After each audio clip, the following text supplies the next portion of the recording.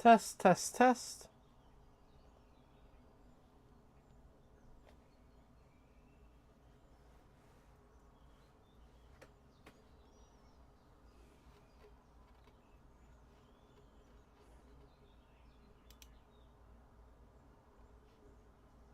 Test, test, test. There's still a big delay, isn't it?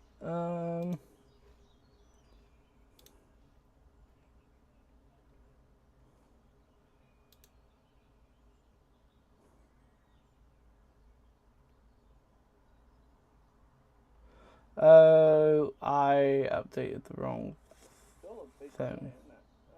I think I... No, I didn't.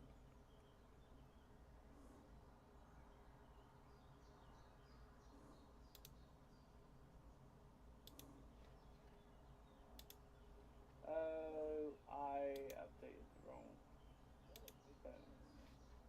I think I... No, I didn't.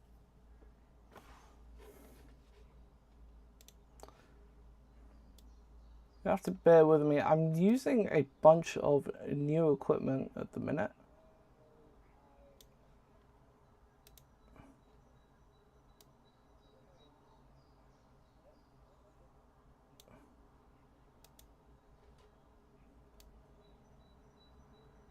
You have to bear with me. I'm using a bunch of new equipment at the minute.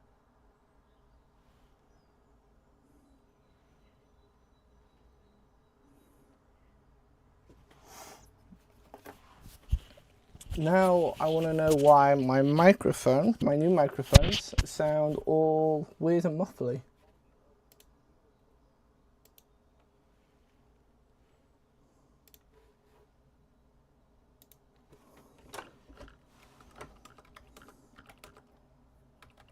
Now I want to know why my microphone, my new microphones, sound all weird and muffly.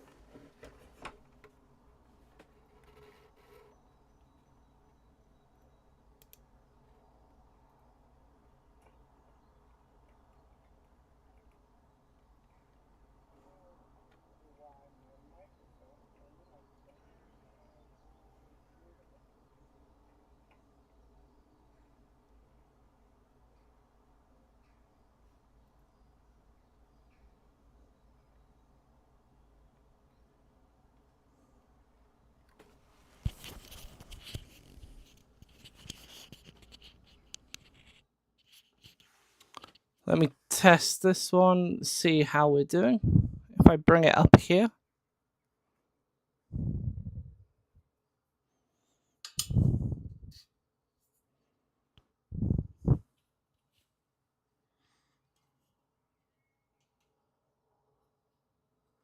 Let me test this one, see how we're doing.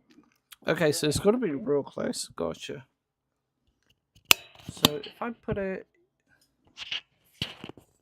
Let me see.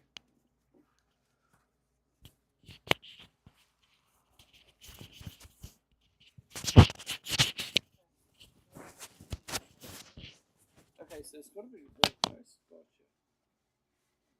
So if I put it... Let's see.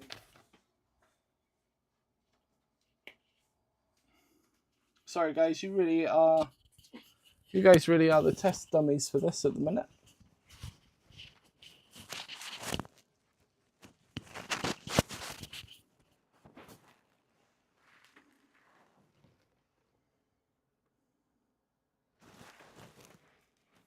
One more test. You guys really are the test dummies for this at the minute.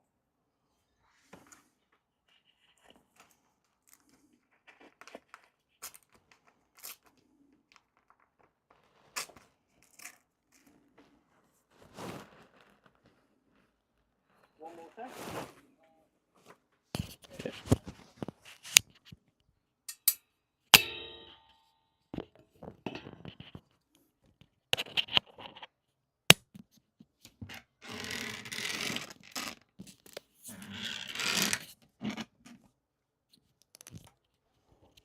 This just isn't working out. Let me see. Let me think real fast. What can I use instead? Ooh. Because I can't just hold it in front of me with my hands. I need my hands. This just isn't working out. Let me see. Let me think real fast. What can I use instead?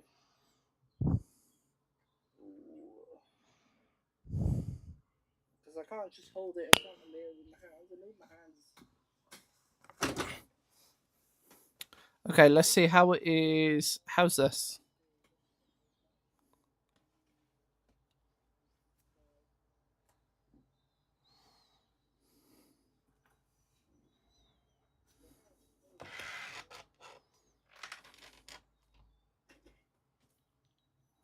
Okay, let's see how it is. How's this? Okay, that's actually not bad. Let's roll with that.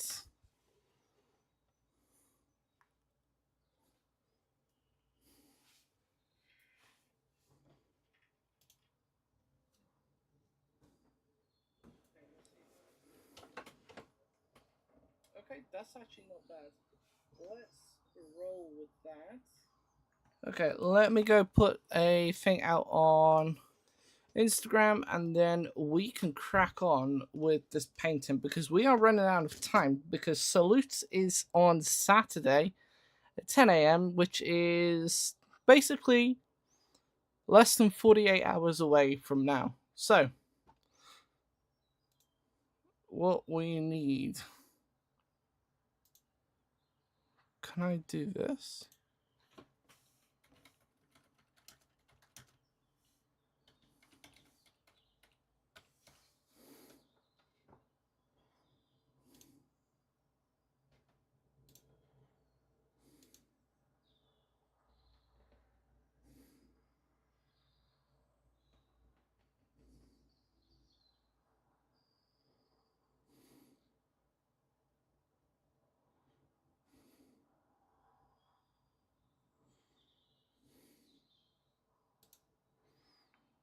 Let's see, let's grab this. Let's go up here.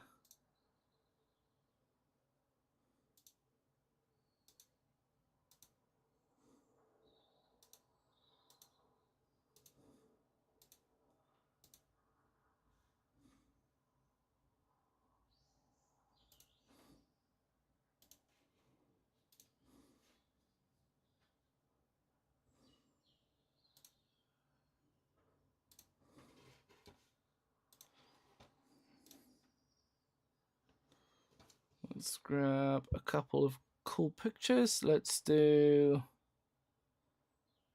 We want. What do we want? We want.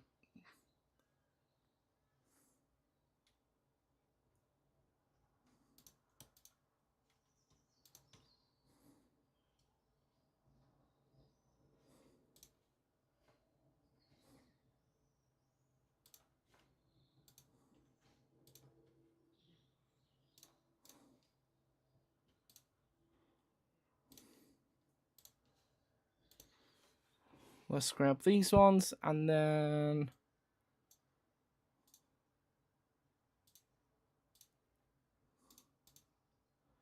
We can get these posted.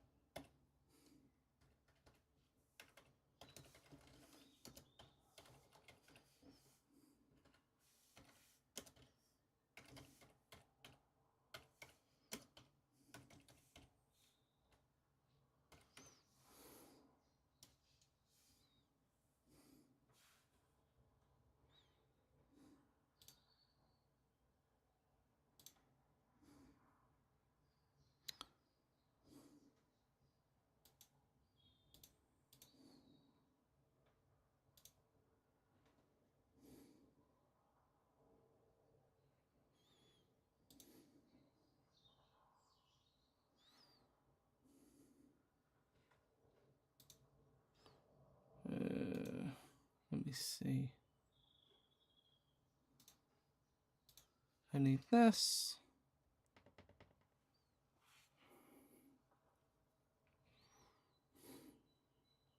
So you can see my Ogryn here. He is Kitbash from a Age of Sigmar man-eater ogre. And this was actually done in a previous live stream, or at least most of it was done in a previous live stream, where we carved away most of the body and the inside of the armor so that he could wear the armor from the 40k Ogryns. I need to edit this real fast.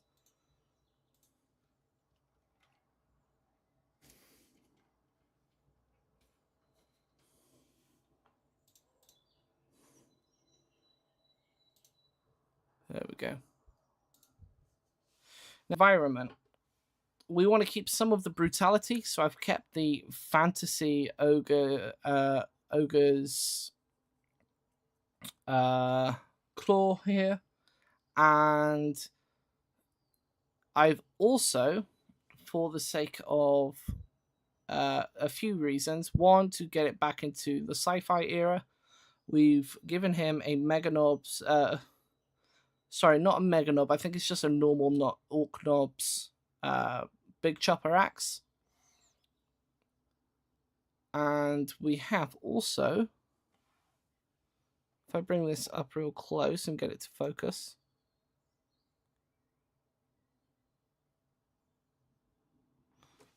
you can see I've taken out one eye and replaced it with a bead. If you've seen the pictures that I posted the other day, you'll see that this is a different bead to the one before. This one is slightly smaller. It fits better in the eye socket without looking out of place so much. You know, we want that bulging eye socket, but we don't want to we don't want it to look ridiculous. You know, it needs to fit in with the continuity of the miniature. So let me put this here. If I can,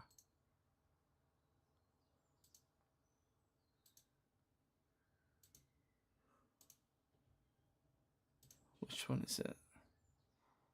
That's exposure. I'm just trying to get the most accurate look for you guys so that you can see without it auto changing all the time.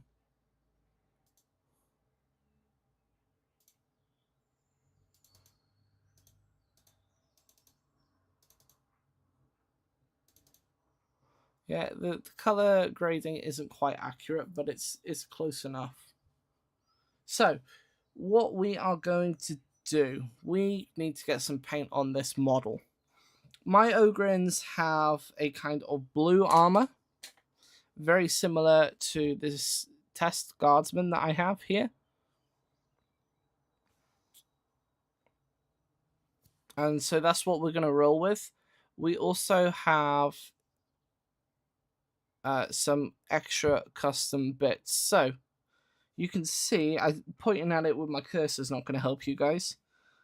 You can see here I have been adding in some bits of cloth. This fills in the gaps in many ways where the model has been cut away, so it's not obvious what's happened. But it also just adds to that extra layer of grim darkness, having this sort of burlap, ragged jerkin or top or something that is underneath this armor. And then there are chains on the back as if he's been chained up before and he has broken free of his chains, and they're still attached to his back. And then his staff is upright, right? Or rather, his axe is upright, kind of like a staff. And this is to give that more intimidating look in regards to how do we explain this? he's very methodical. This miniature or this diorama isn't about crashing into battle. This is a scavenger. This is someone out for revenge. This is someone who, despite being an Ogryn, is very intelligent.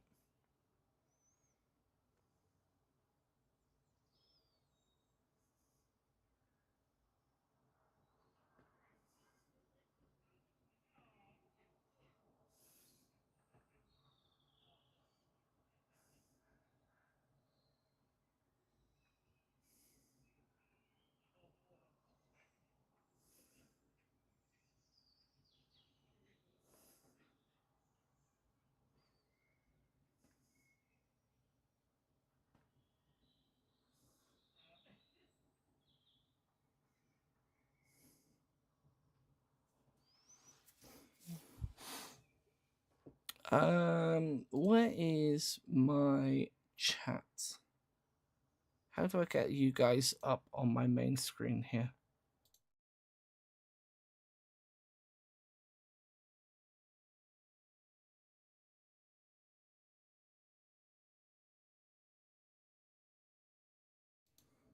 Not like that, that's for sure.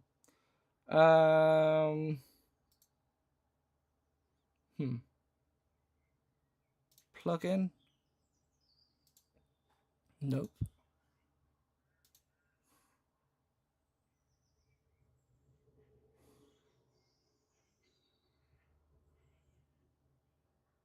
There you are. There you are, chat. I have you now. You belong to me. Chat, go where I tell you to go. Please.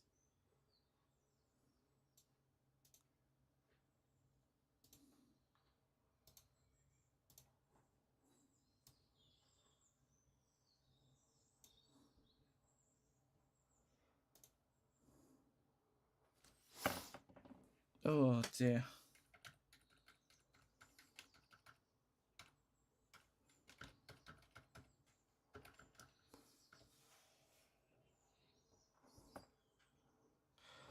Now, for the base, we have here a little trench scene.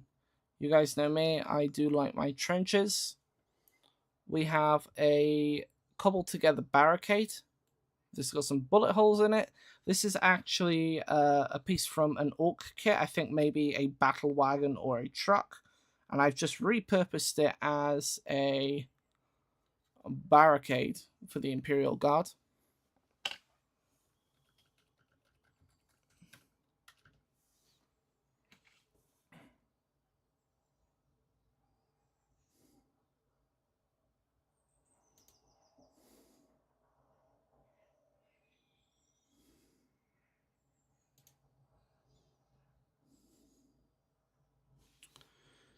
Oh dear, what are you doing?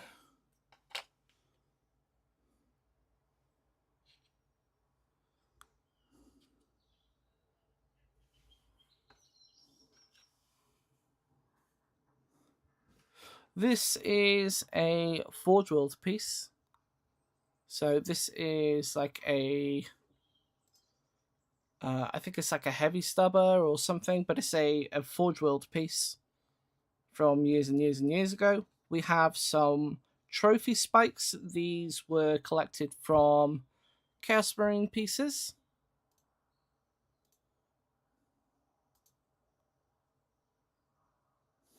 Okay, so that is what those are. We have a little bit of barbed wire here.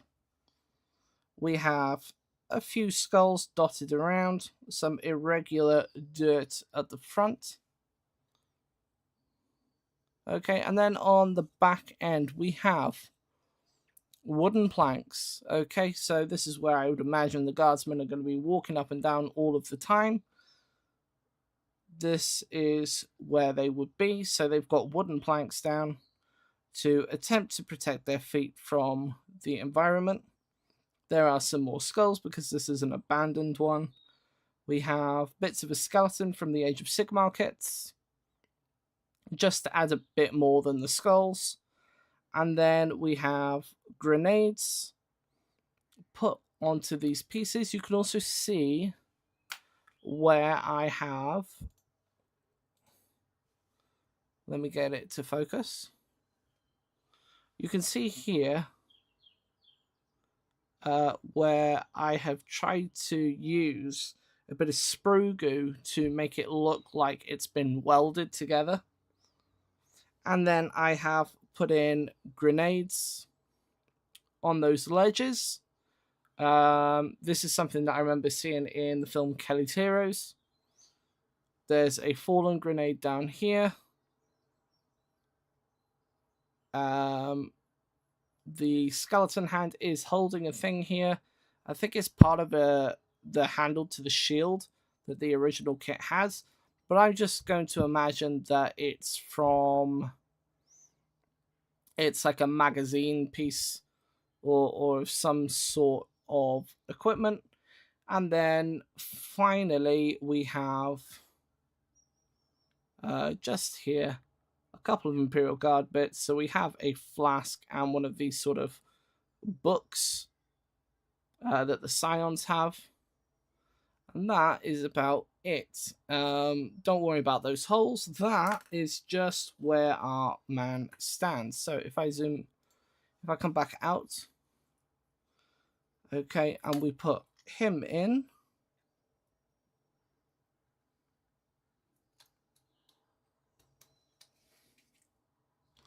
Okay, this is how he looks.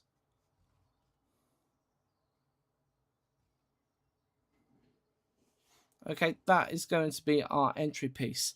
Having him off center looks much better than having him looking right over. Right, I'm not a huge fan of this. In my mind, he doesn't really care about it, and it takes the focus off of this emplacement. You see it's a major piece, but it's not distracting you. You're looking at him. So this is going to be darker. The idea is that you would travel up, right? Your eyes want to travel up to him and back down. That's the theory. Whether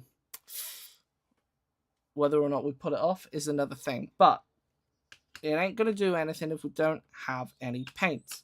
So I'm going to start off with the base. And I need a bunch of browns. Because we only have a few days to do it, I can't really do any enamel work, which is a shame because I want to learn how to use the villainy inks. But unfortunately, I just can't. I don't have the time to do it on this project because they need several days to dry and cure and to be really used properly. Especially as I don't really know how to use them properly. So it just means that we're better off saving it for another day. So to keep that grim dark look, what I'm going to use instead are the Army Painter John Blanche paints.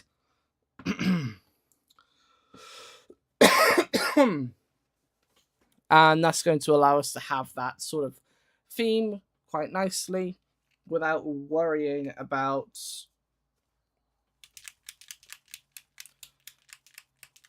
the drying time of oil paints. So let me get some of this brown down.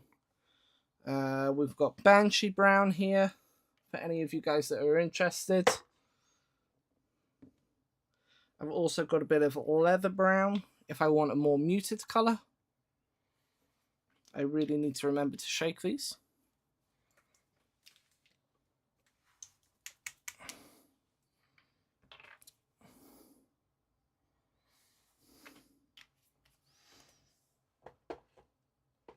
Then we have a Rosy Terror and a Sunburst Ochre. I'm not going to put those on just yet. I'm going to leave those. And also I'm going to add in a bit of ironclad grey. Now, one of my ideas for this is to draw from Silent Hill.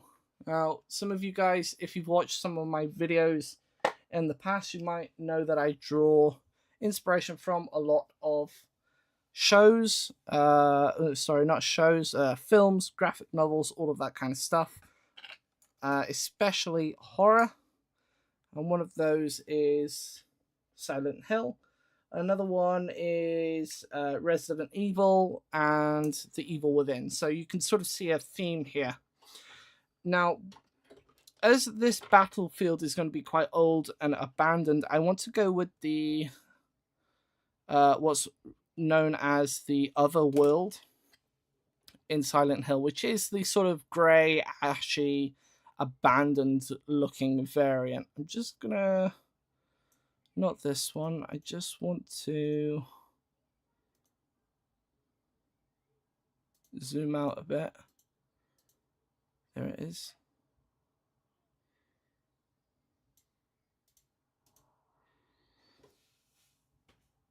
So the ironclad grey is going to help us tone it down a little bit.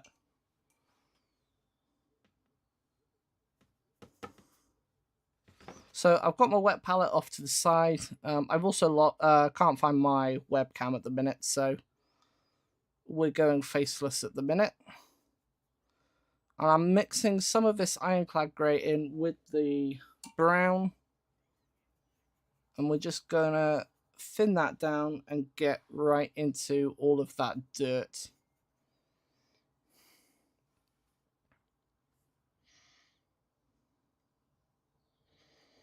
Okay, I'm not going to worry too much about being tidy at this stage. We're just blocking in those colours.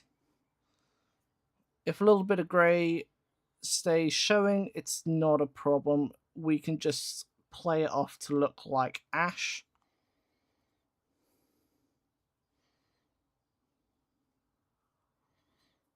And it's still the early days just yet, so let's get all of this down. So I am curious, are any of you guys going to be at Salute on Saturday? 10 AM, Saturday the 11th at the London Excel. One of, if not the biggest miniature conventions, or sorry, wargaming and hobbyist conventions in the UK and Europe as well, I believe. It's my first time going, both as just a member of the public, but also as a content creator. So it's pretty exciting for me. I can't wait to see you guys there. So if you're going to be there, let me know. I want to hear down below. What is it that you guys are going to Salute for? For me, it's definitely to see some of the content creators that got me into doing this hobby. Or rather, getting back into this hobby. And also to have a look at the miniatures in the competition and the other games that are going around, so that I get an idea of what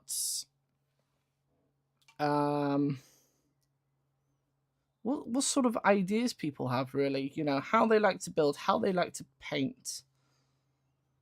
You know, this sort of stuff really, really interests me.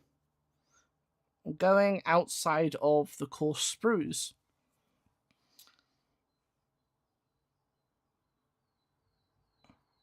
And making your own thing, that is something that I absolutely love.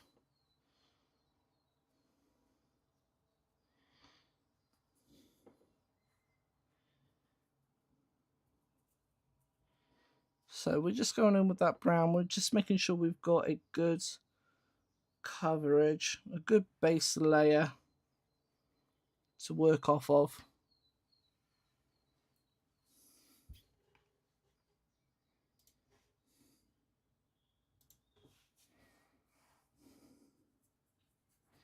And make sure that we do not neglect these edges and corners. We don't want to lose points.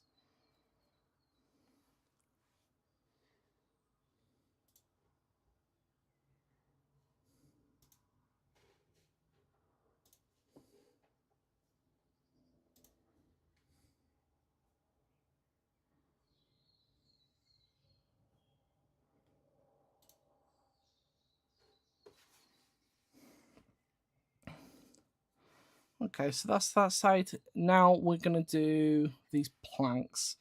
They're going to have the same sort of base coat. But later on, what we're going to do, instead of just the grey ash, we're going to add a little bit of green to it as we highlight it. Just for that sort of older, musty looking wood. But for now, we want the same base colour because there are bits of mud from the terrain peeking up or leaking through the wooden boards. So we need to make sure everything starts off the same. And then we can change it as we go. Now these planks were not made using balsa wood. Balsa wood is something that we frequently see in the hobby. Really good for using planks. Another one is lollipop sticks. This is also not used on this miniature. For this, I used, this is actually a real plant. What plant it is, I don't know. I just found some of these things on the floor as I was out walking around, dried up, and I thought it would be really good for it. Let me pull the thing out so you guys can see.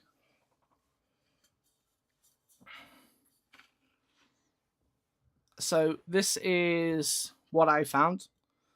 What it's from, what kind of plant it is, I have no idea. Maybe some sort of tree or something. I live next to a small wooded area with a few lakes. So what it is, I got no idea.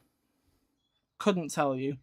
But it just goes to show that you can pull things, real things from the environment and use them on this scale. And the reason for that is that, as you can see, if I bring this up close,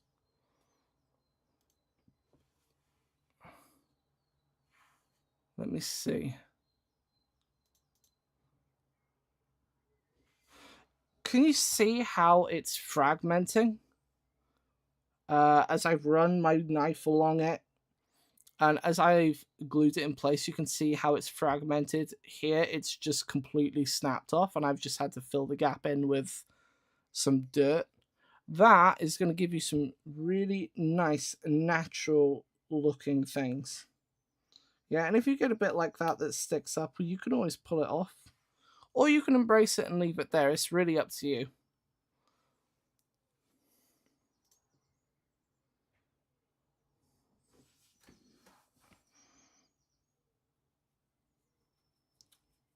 But it's just one of those things that I found, and I haven't found any since. So when I run out, I'm going to be kind of upset, to be honest. I will miss it, but we will find and use other materials afterwards.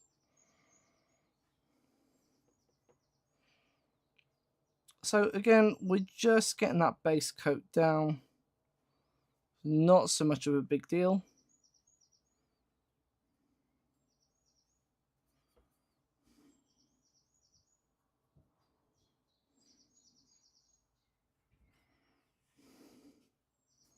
And then just up in this corner here by the skeleton.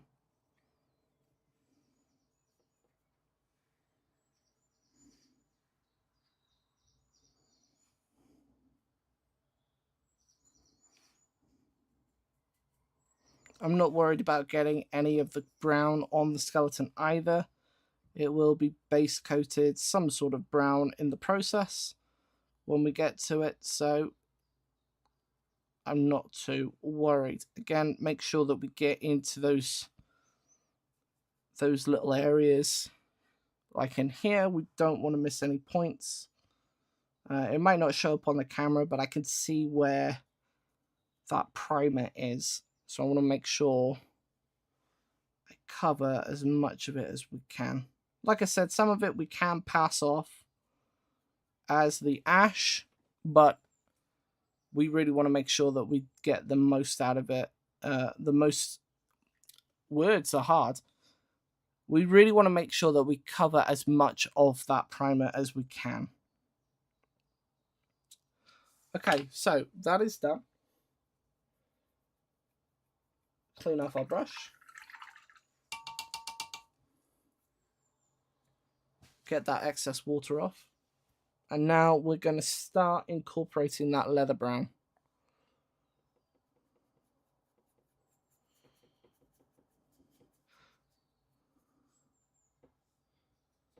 And just a little bit of that grey, because it's nice and cold. It's a nice bluish grey, so it's really cold. So let's thin that back down. And let's start adding it.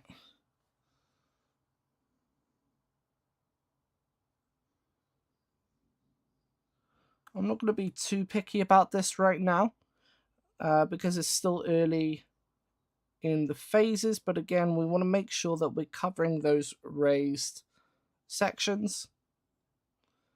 But it's just about adding depth and variety. When you look at the mud, especially when it's wet and it's been trampled through, think of like a football field. I know we talk a lot about the trenches, that is what this is designed off of, but I'm pretty sure many of you, like me, have never been in a trench or something similar, but I'm sure you have seen like a football or a rugby pitch or something of that nature when it's been raining. And so when you look at the mud, it's not all the same color because of all the different minerals that are in it. The dirt that has been exposed to the air versus the dirt that has not been exposed to the air. Some dirt has more clay, whereas others has more sort of sandy, rocky textures to it. And so we want to try and keep these things in mind as we're painting. Okay. And this is where I'm going to start separating on the back end the mud from the wood. So this is mud. This is mud. We have bits of mud up here.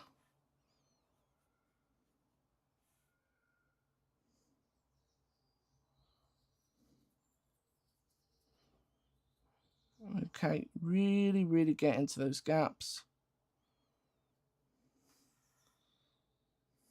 And then we're just going to continue with this process.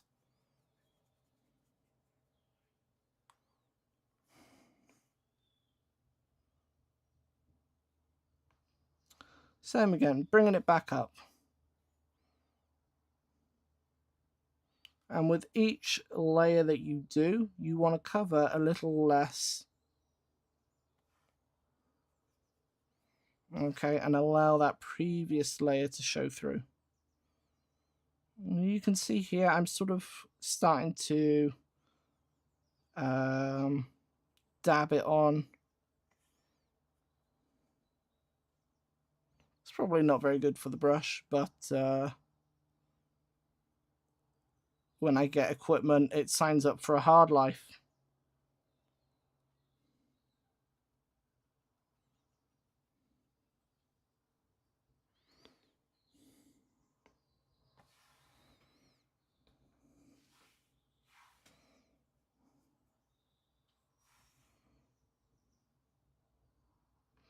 Okay, now I'm going in with a bit of a wetter version.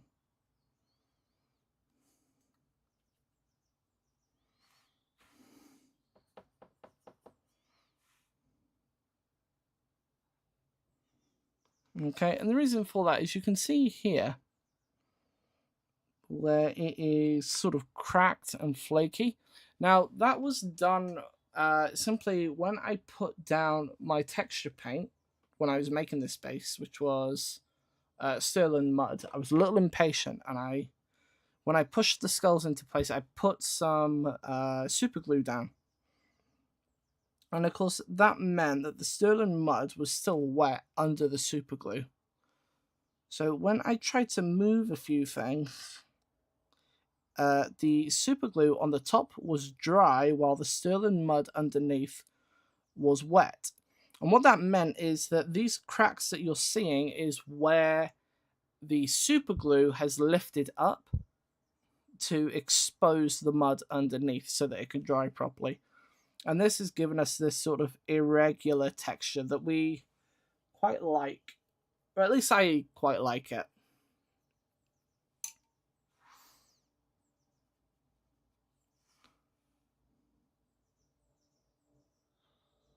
Adds a little bit more.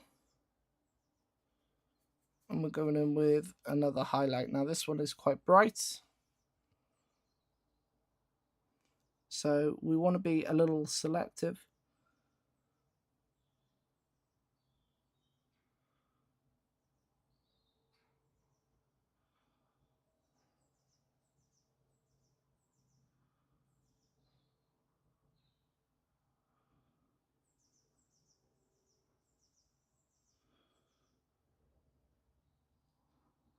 Okay, looking good.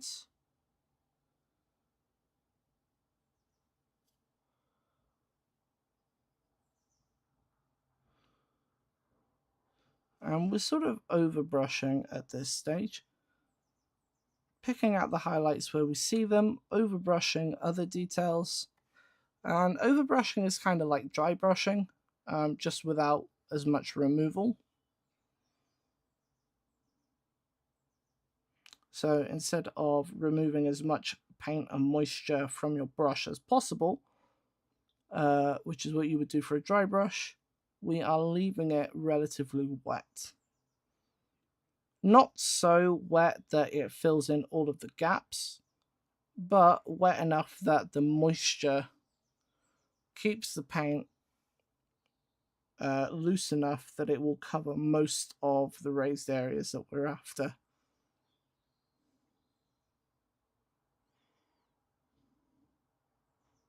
But I'm sure, as you can tell, I'm not great at painting. Painting is not my forte. I don't know a lot about it. I just kind of put paint on it and hope that it works.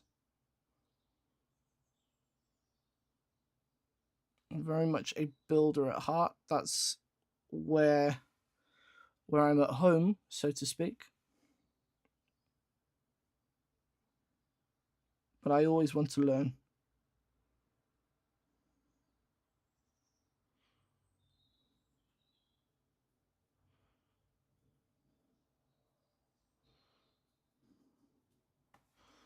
Okay.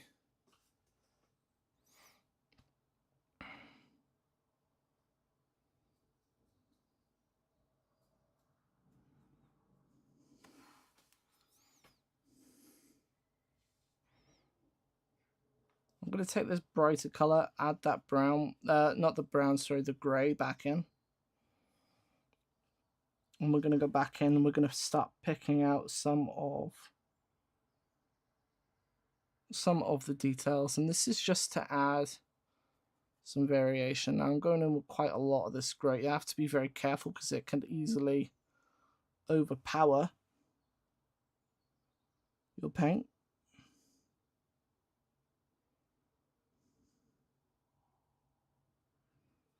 And I'm just trying to use it kind of like a shadow.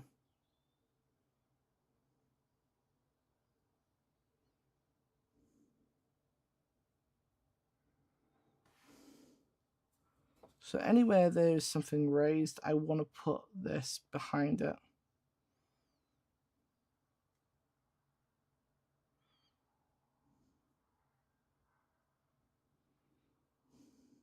Yeah, and we're doing the same on the edges here and at the base of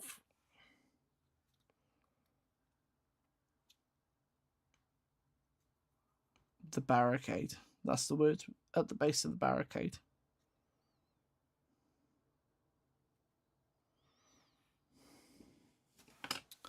All right.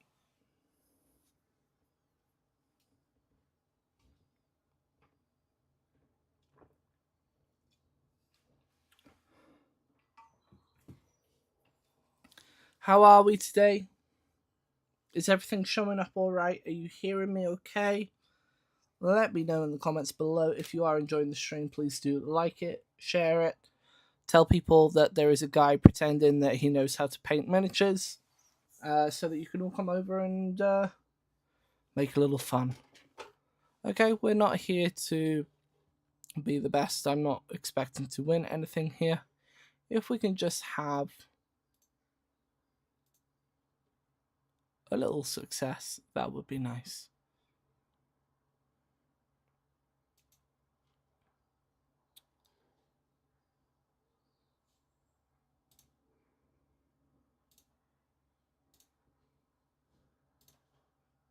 Now, about the channel, this is something I said I would talk about. So while I'm doing that, I'm going to base coat these skulls. And I'm going to do that using a mix of the Gorthal Brown and those other paints that I said I wasn't going to use that I put away. Where are they?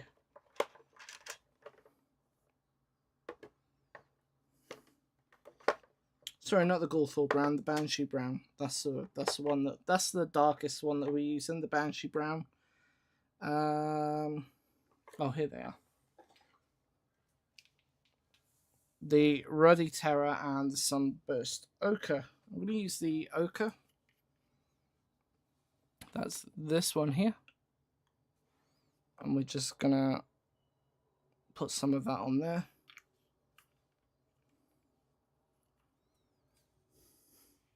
I just want a slightly different tone to the rest of the mud.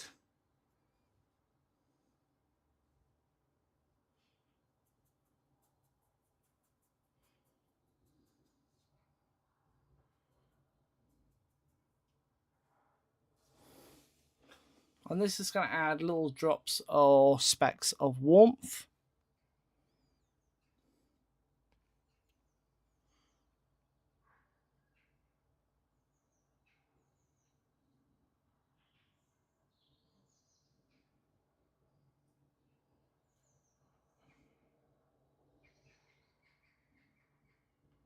I'm going to pick out all of these skulls.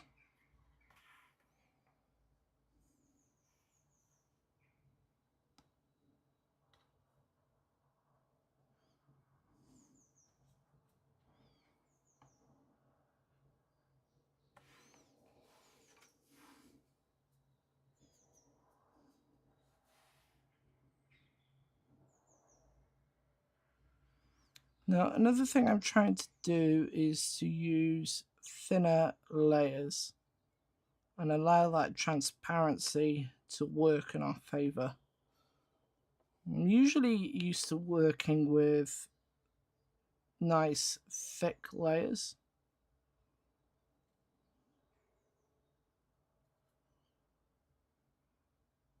So this is a bit of a challenge.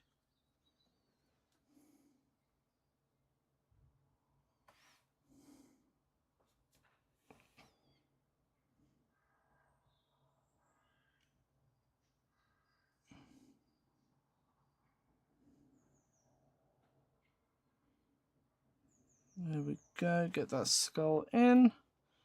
Then we have these larger skulls.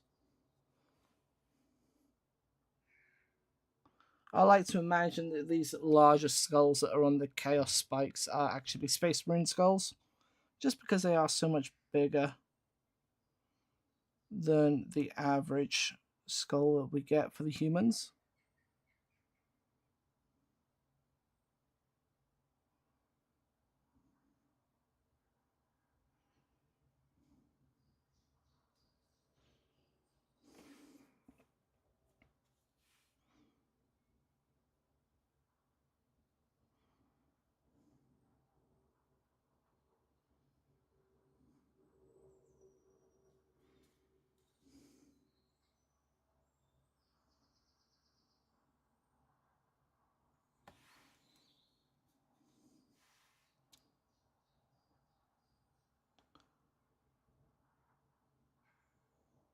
And we just stay calm, take our time, and cover all of the angles.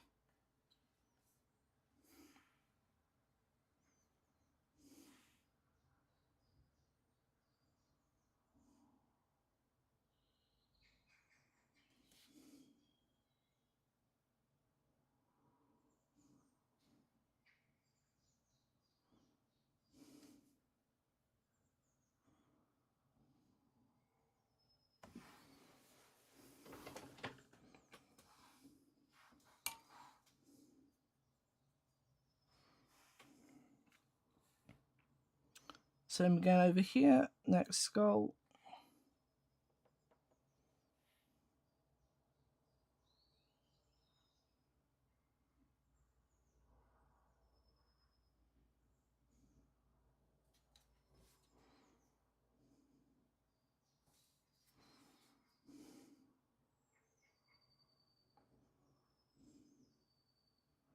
You can see that we're doing this to add a little bit of warmth.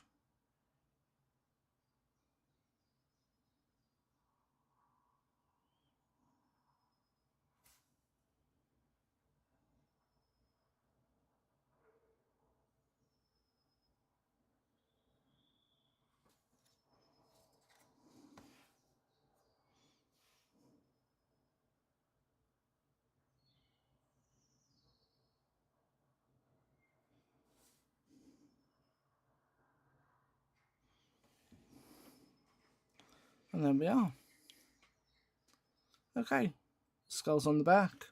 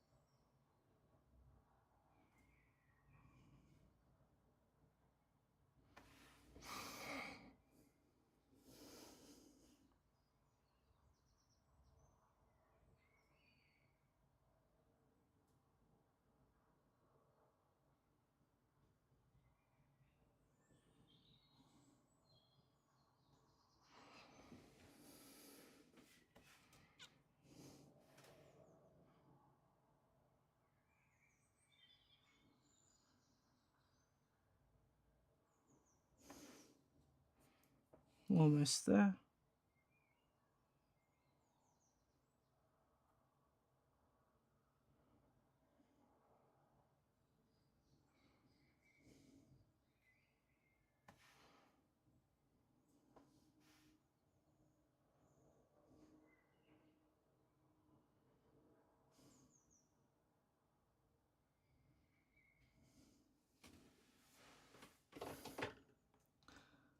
And then we are going to go and get this torso. And for this torso, to get it to sit in place, what I did was I cut the front off. Just took it off with my pincers. And then smoothed the other end down so that it was flat. And that allowed me to get that in place while it was sort of in proportion.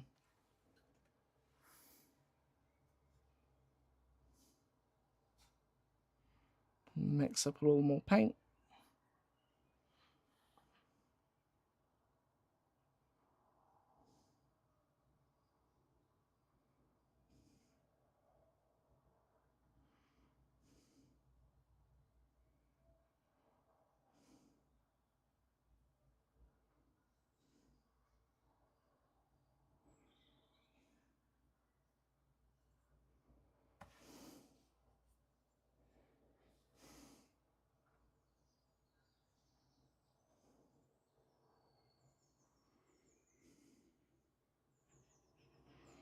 And there we go.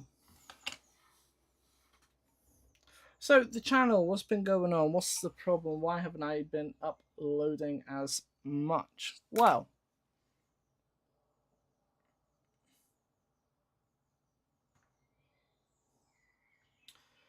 there's a few things to that, and a lot of it has been just issues in my own head, unfortunately. When I started this channel, of course, I had lots to learn, lots to do, and I was consuming so much content on how to make a good YouTube video that I think what ended up happening was I just got a little overwhelmed, and I just got to a point where I was trying so hard to make the greatest thumbnails, the greatest titles, the greatest descriptions, make sure all the tags are involved, and that where every single video I was always talking about something new, that I ended up losing the sort of essence of the channel and the essence of what YouTube is supposed to be. And I just ended up being in a position where I didn't want to make any videos.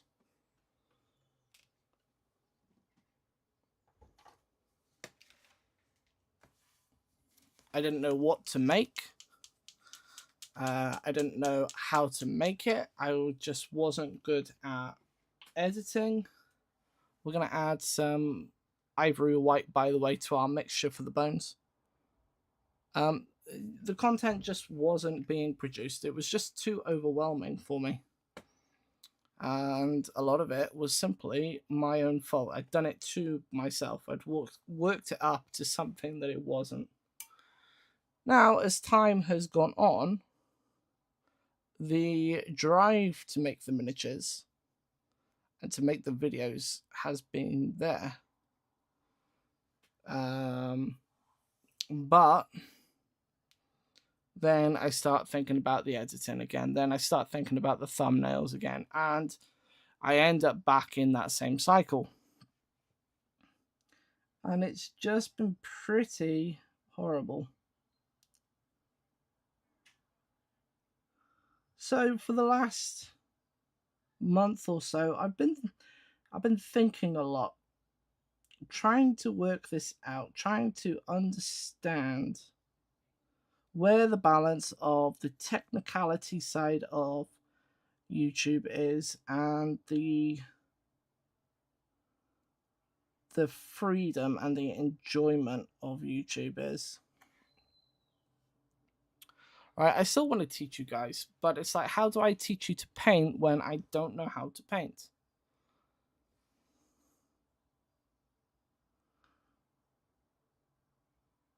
And so it was like, what am I good at? What do I know? And it's like, I know kit bashing, and I know storytelling. And that is really the crux of it. It's not about piles of shame and trying to build a model an hour at a time or whatever, because it just ends up dragging it out and it becomes more than what it needs to be. Even if the ideas were good, the impact it was having on me was not good. And we could not have that. We couldn't allow that to continue.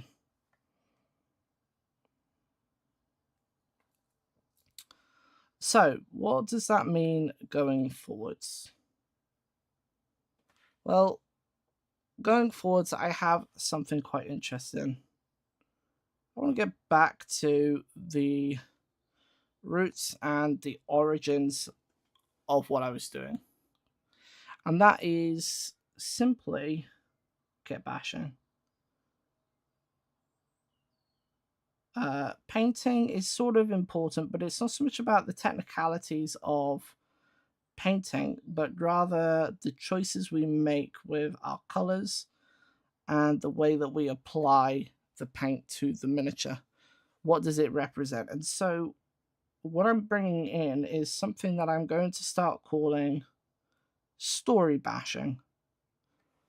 And I'm sure someone somewhere has already come up with the term story bashing, but I'm doing it now. It's my turn. And the idea here is that when you are kit bashing, everything that you do has to serve a purpose. There has to be an element of story behind it, whether it's following the law of whatever you're building or not. That is irrelevant. But it's about creating a story. And that's what I've done with this miniature, and it's been a lot of fun to do it. A lot of this was done off camera, but I think we could make something really, really special. And I'm curious if you guys like that idea. Would you like videos that when we talk about kit bashing, it's not so much about how many kits or whatever, it's not about the technical side, but rather the essence, the story behind it? Why did you use that badge? Why did you use that weapon? Why did you use that that particular head from that particular model? What was the purpose?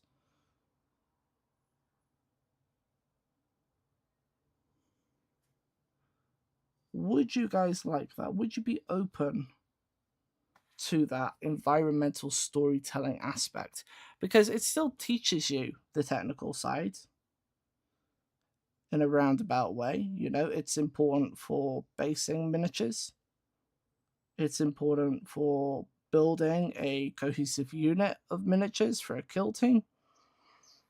It's important when you're building character units, your leaders, whether it's a squad leader, an army leader, or whichever.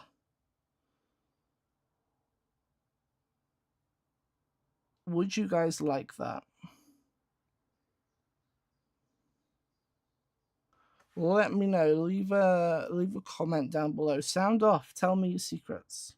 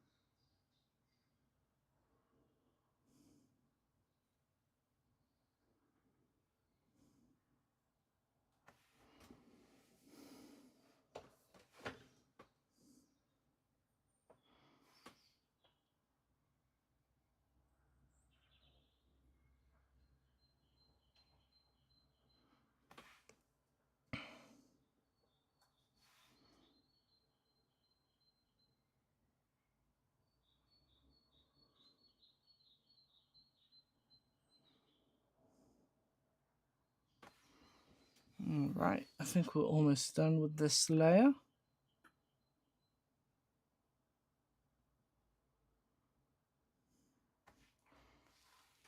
Starting to come out of the rest of the mud. So again, this mixture is a mixture of paints that I can't remember the names of. This is Banshee Brown mixed with some Sunburst Ochre and a bit of Ivory White.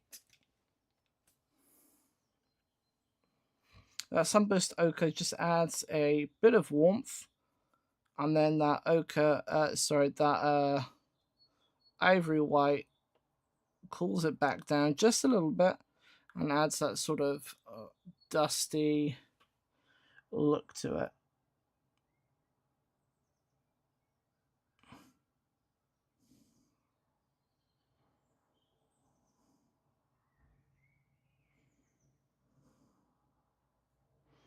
Okay, now we're going to start picking out certain details.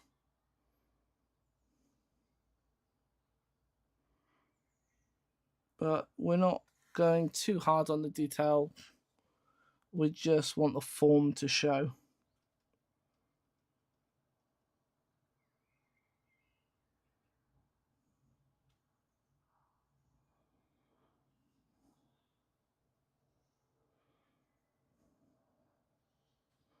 Okay, I want to see all of the ribs. I want to see all of the fingers.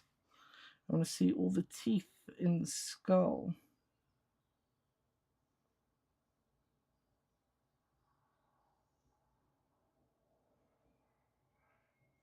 That is important.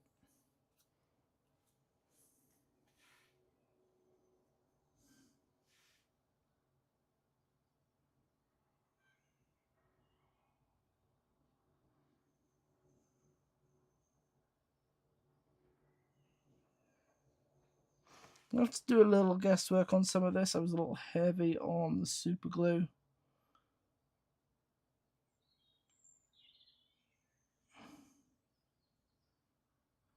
But it should be okay.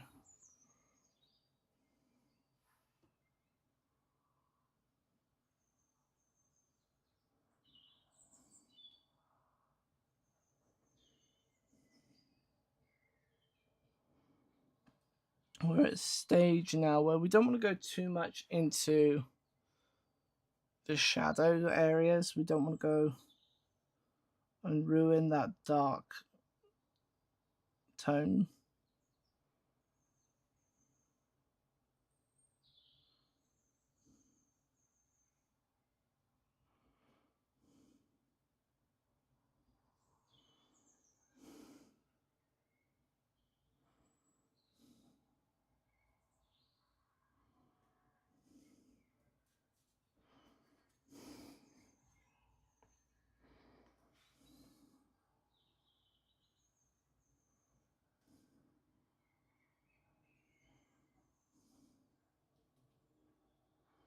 There we go, pull out that face.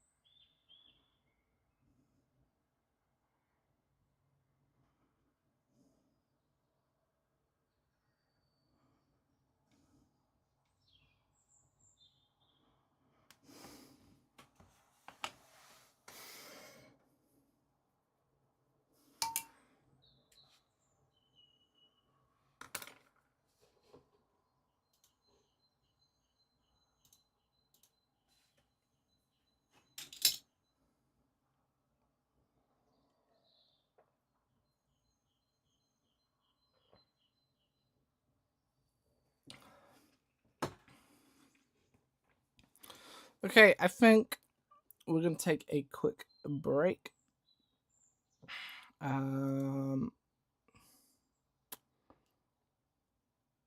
Let's do.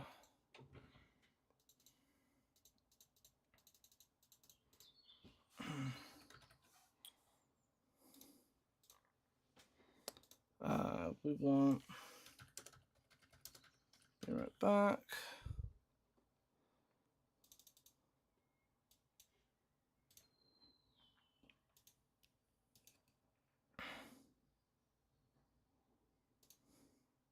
Ugh, don't like that.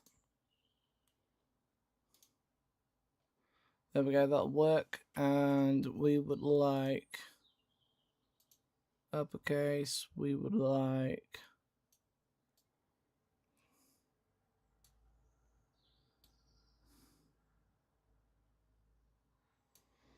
one of those.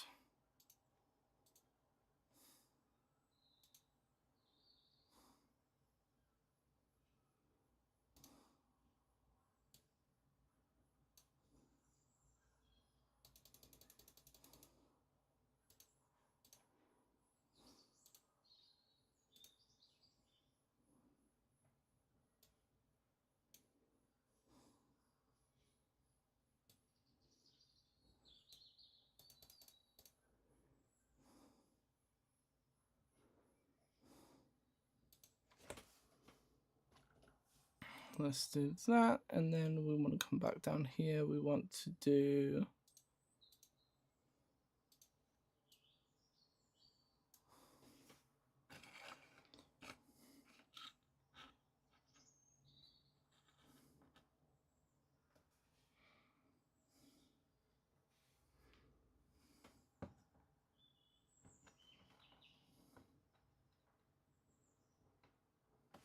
let's put that there.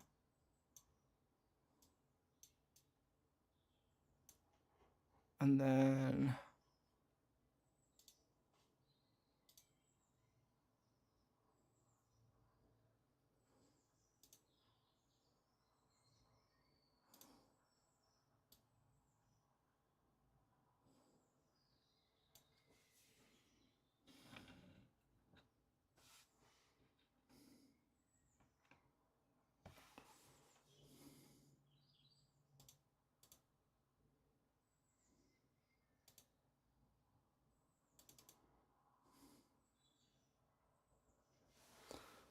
alright guys, I will be back shortly.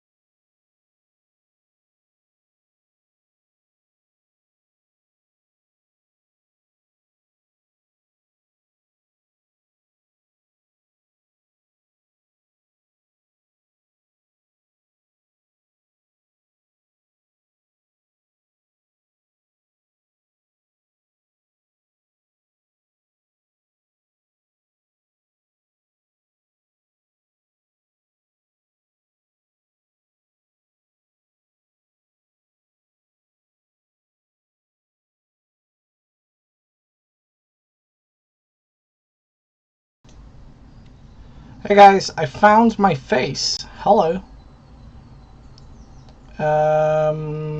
This can go away. This needs to be altered.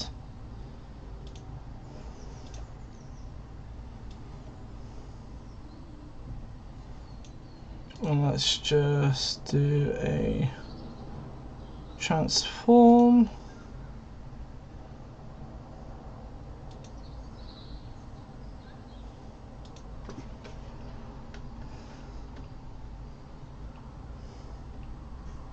Not that much. Let's do 300.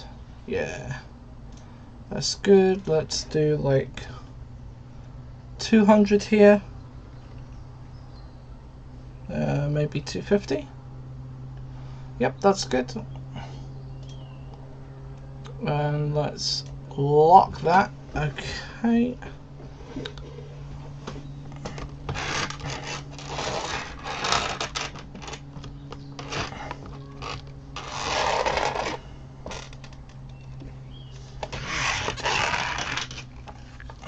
I'm just trying to get this in a way where everything is nice. Let me get my thing back up, because of course I have to now fix everything.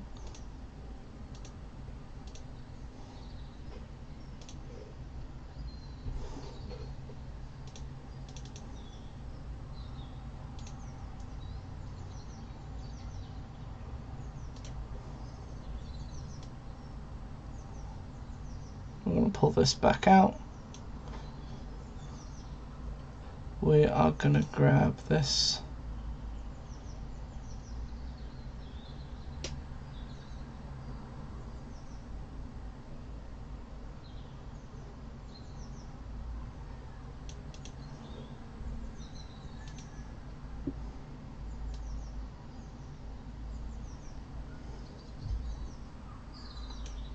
There we go.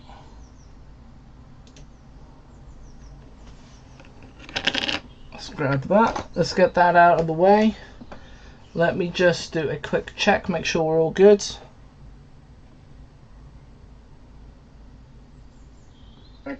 Let's get that out of the way. Oh my, that sounds awful, doesn't it? Check, make sure we're all good.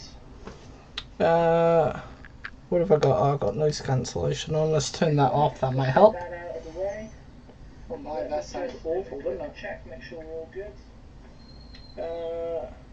What have I got? Oh, I've got noise cancellation on. Let's turn that off, that might help.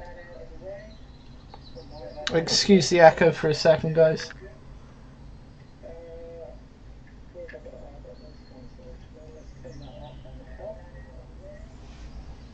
Excuse the echo for a second, guys. Nope. I think it's more about proximity.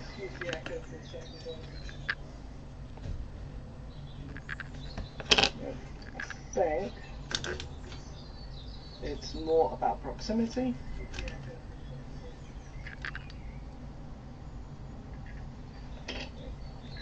Test, test, test. It's more about proximity.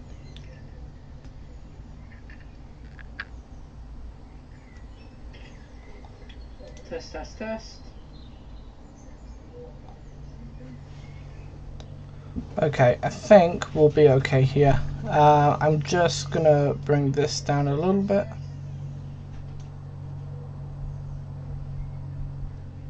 Okay, I think we'll be okay here. I'm just gonna bring this down a little bit.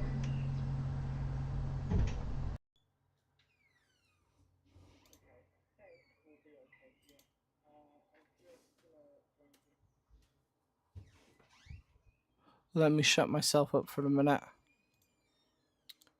Like I said, this is new microphone stuff, so I've got to just adjust to it a little bit. But we'll be okay.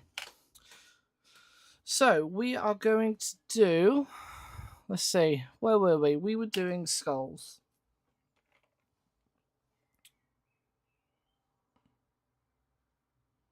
So we're going to mix some of our color up. And this time, instead of adding white to the color, I'm going to have white on the side and then add color to it.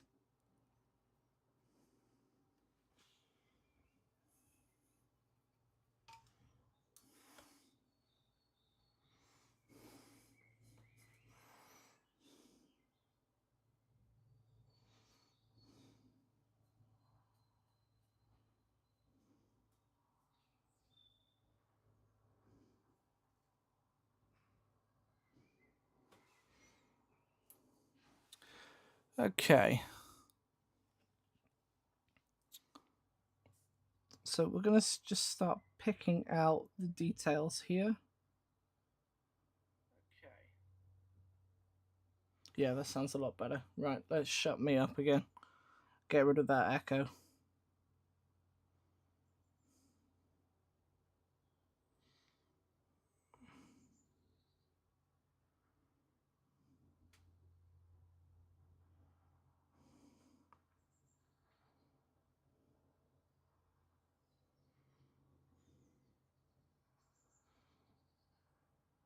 Okay, so from here we're starting to pick out some of the details. We're trying to put in or leave behind shadows.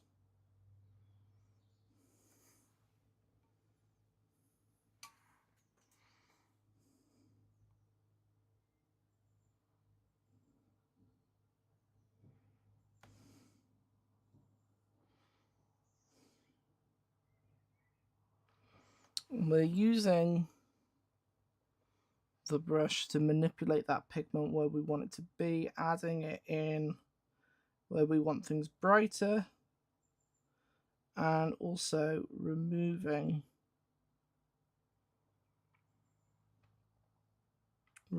pigment where we don't want it.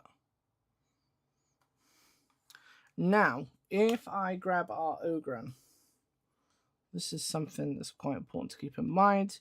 We're looking at it from this angle. So when we are painting our barricade here, we have to remember our light is coming in at an angle this way. Okay. So this side is all shadow, whereas this side is bright. Same here. This is all bright shadow on this side. So this is something that I have to keep in mind as I'm painting, because if I don't do that, I won't stand a chance at all.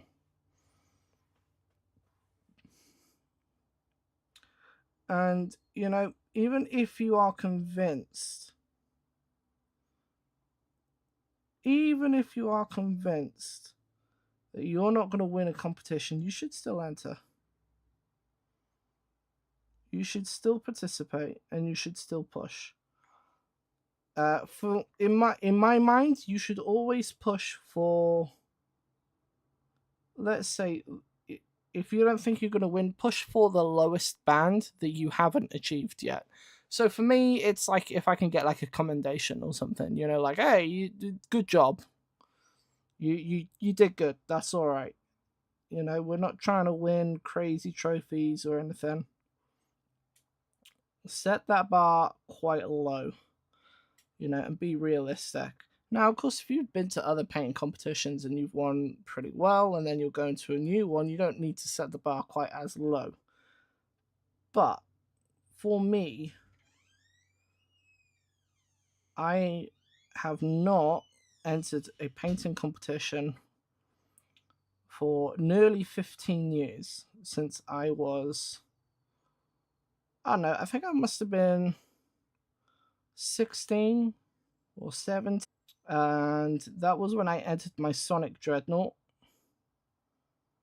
And I think I was just a little bit too old to enter into the Young Bloods. So, of course, it went in with everybody else's, and I just got absolutely decimated, as you would expect. But I still have that Dreadnought. It's one of my favorite models. I'm so proud of it. This is it right here. I've shown it quite a lot. And, you know, for a guy at the time who only had a few years' experience, This is really well done. I haven't updated the paint scheme or anything since I was a kid. So, you know, this is as it was. I'm sure there's a lot that could be done, but I'm not going to change it. I like it just as it is. I love this model. So good. Such a brilliant model. We need Chaos Dreadnoughts back, not those silly Hellbrute things that we've got now. You know, and all the demon engines seem to be going that way now. We don't actually have any demon engines that are just machines with demons in it. Everything's got to be all fleshy and weird. Not a super big fan of it at the minute. You know, I'm not huge on that movement, which is a real shame because the Dreadnought was really cool. But then that middle section, that torso with all the flesh, just put me right off it, which is a real shame. Now, I'm sure eventually I will get a Dreadnought.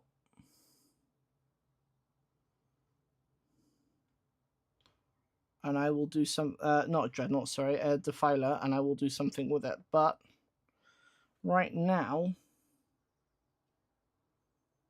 I don't have a huge amount of desire for it. I'm just not a big fan of the fleshy stuff in all of the war machines. For some of them, it's worked out quite nicely. You know, the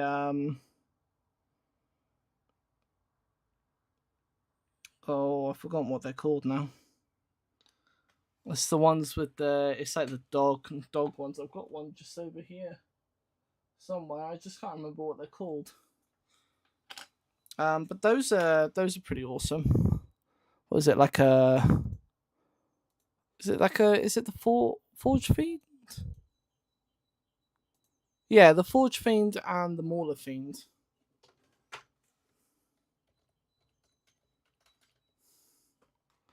That's a pretty nice combination of flesh and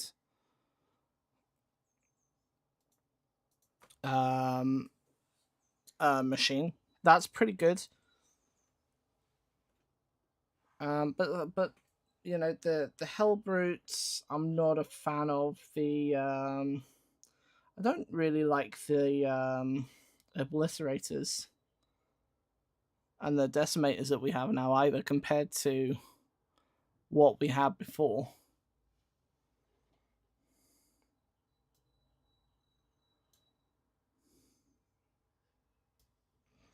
Which is it's a bit of a shame, really.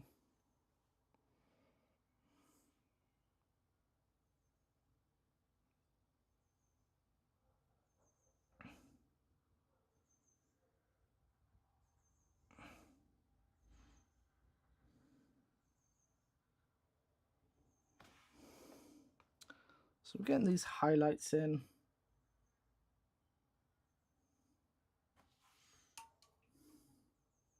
A little too bright there. More a case of just having too much paint on the brush. So I'm just going to come back in with it, clean down with some water, and then just wipe some of that down.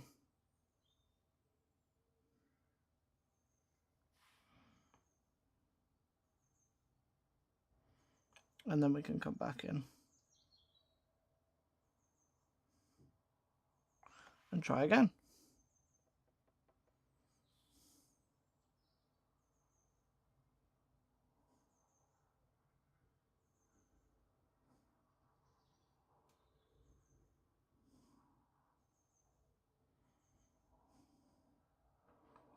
Now this is our light side, so I'm going to make sure that we get all of this area coated quite nicely.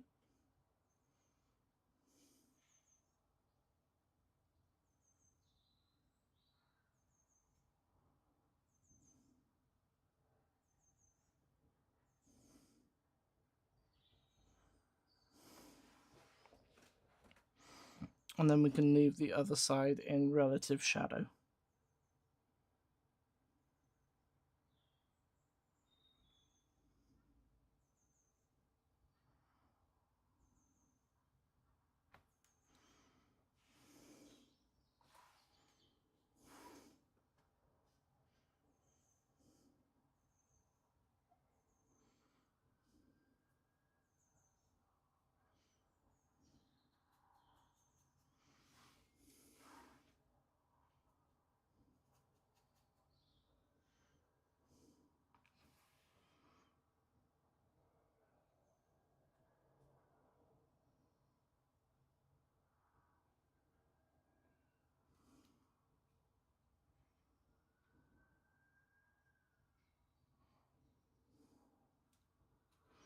There we go, looking good.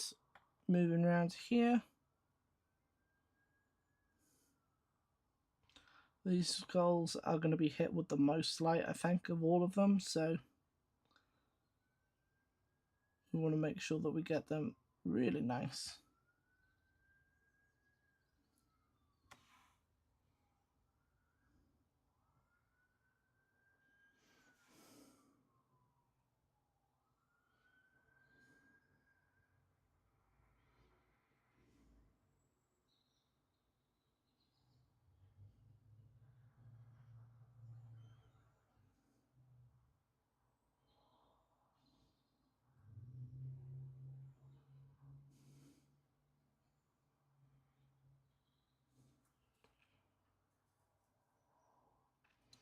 Make sure we get all of that jaw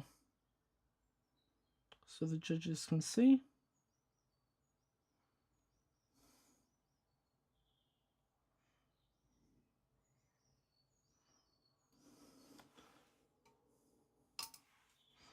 And we're just going to thin it out as we go towards the back here.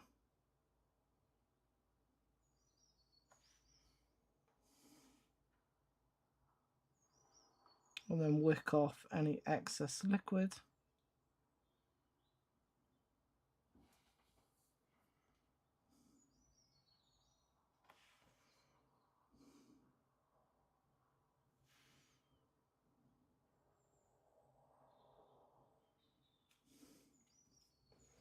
And then we start again on the next guy. Same again, he's going to be getting quite a lot of light here.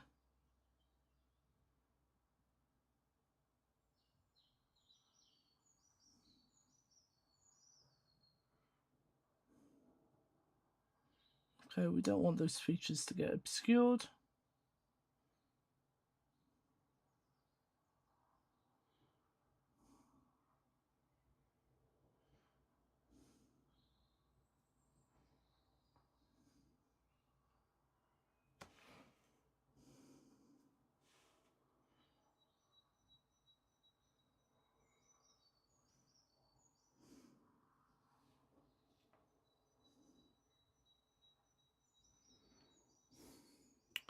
It's not liking my webcam being up, is it?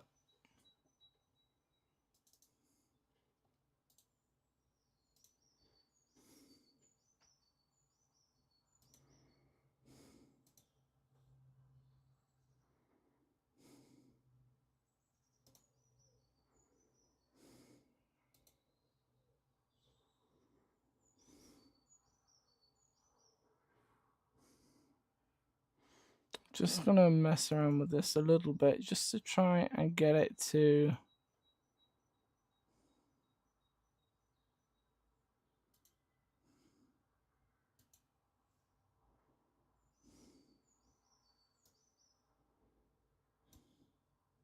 see if I can get it to use fewer resources.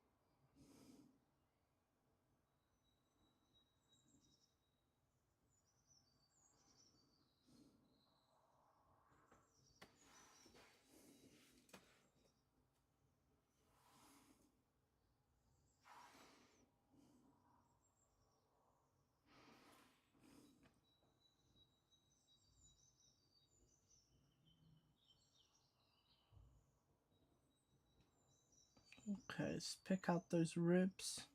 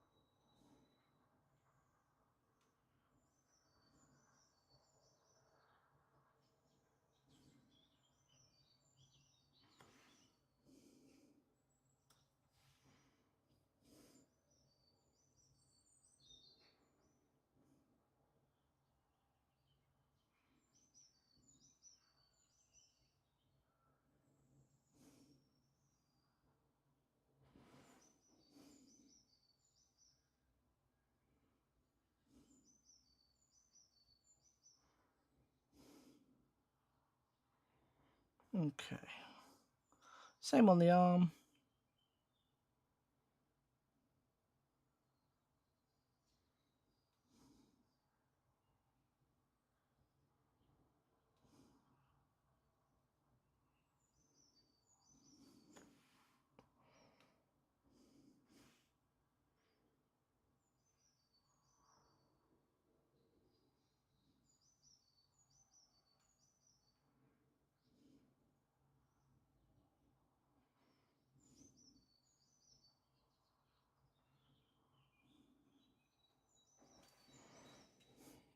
Lovely. It's coming together nicely. Next skull. This one is still going to be getting a good amount of light, but not too much. Because he's further away and the Ogryn is going to be kind of stood in the way, obscuring most of it.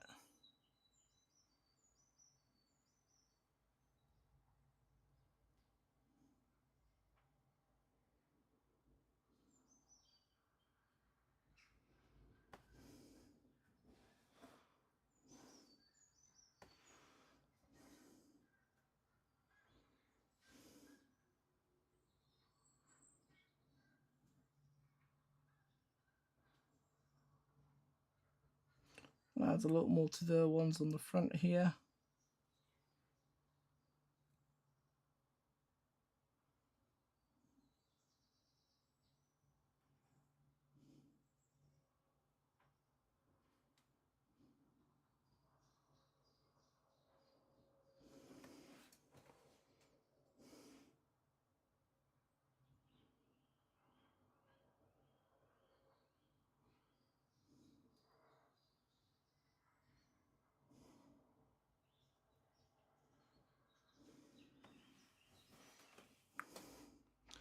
Good stuff. And then we've got this one on the spike that really needs a bit more.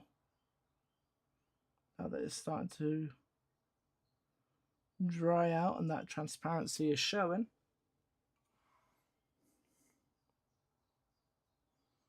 And we'll just keep on layering this up.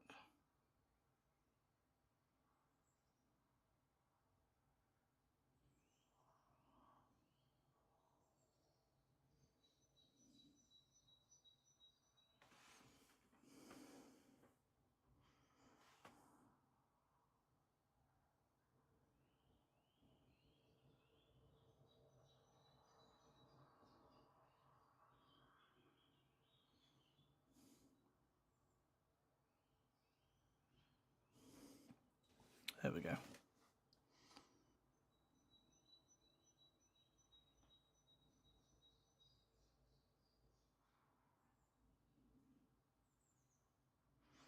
Add a bit of lightness on this one as well.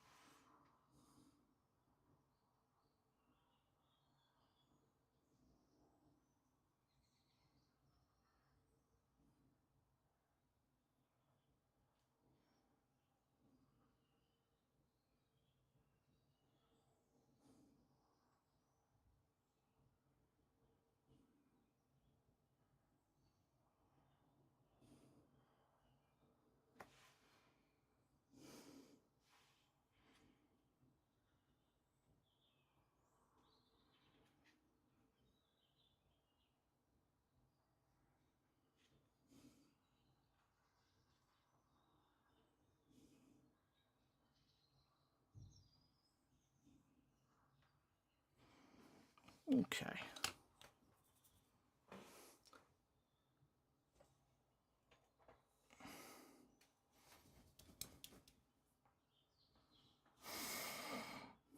Okay, we're going to add just a touch of moonbeam yellow to the ones closer to the light source.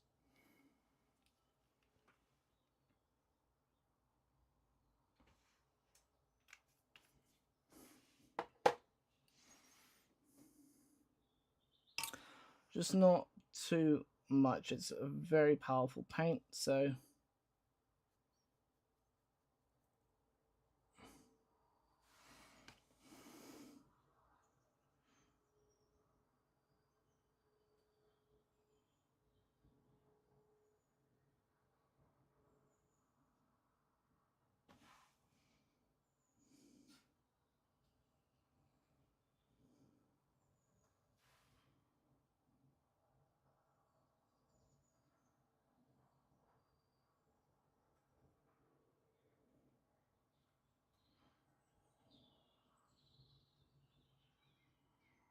and we're sort of treating it akin to a bit of a glaze.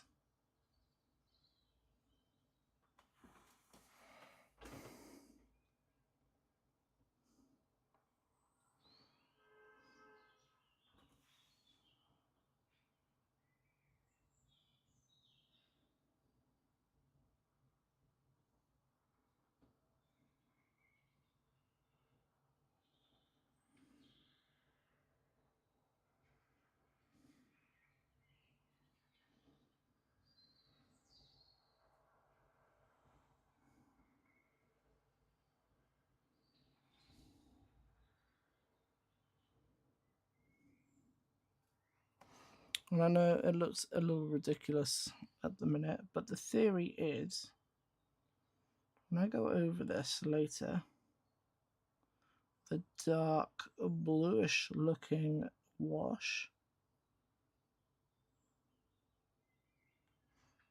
it should turn it a kind of greeny colour,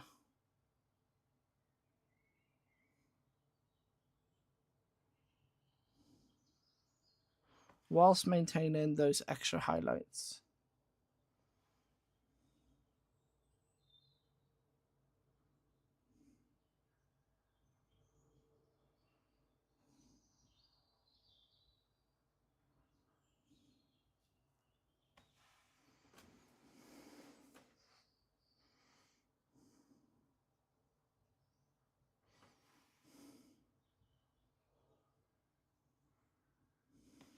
I'm also going to use the yellow to try and show a little distance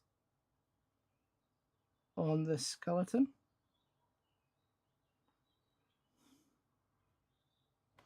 So the bits that are closest are going to get the yellow, the ones which are further away are not.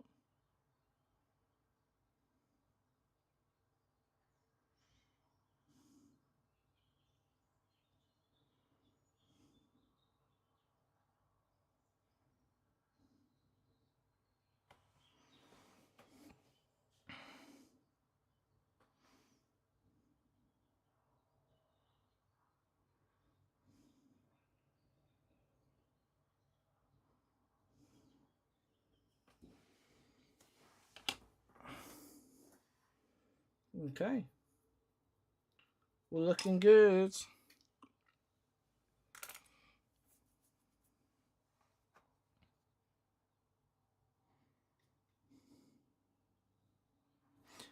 Okay, so wooden planks.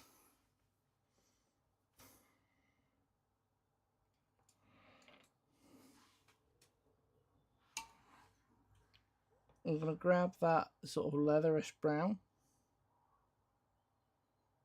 some of that yellow that we were just using, that sunbeam yellow.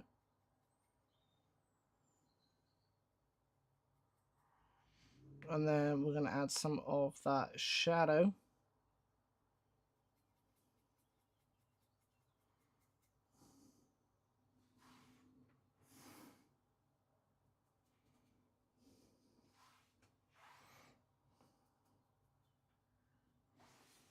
Okay, and then we're going to add that in place. Okay, and this is sort of a khaki colour. Bit of green involved.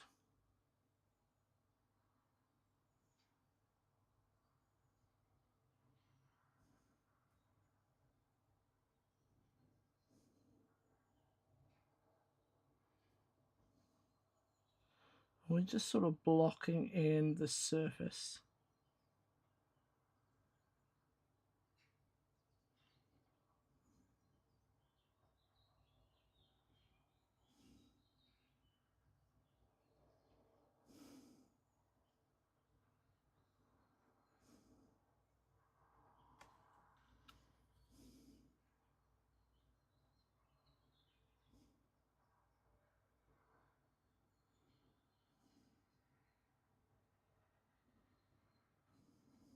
And as you can see, we now have this clear distinction between mud, bone, and wooden planks.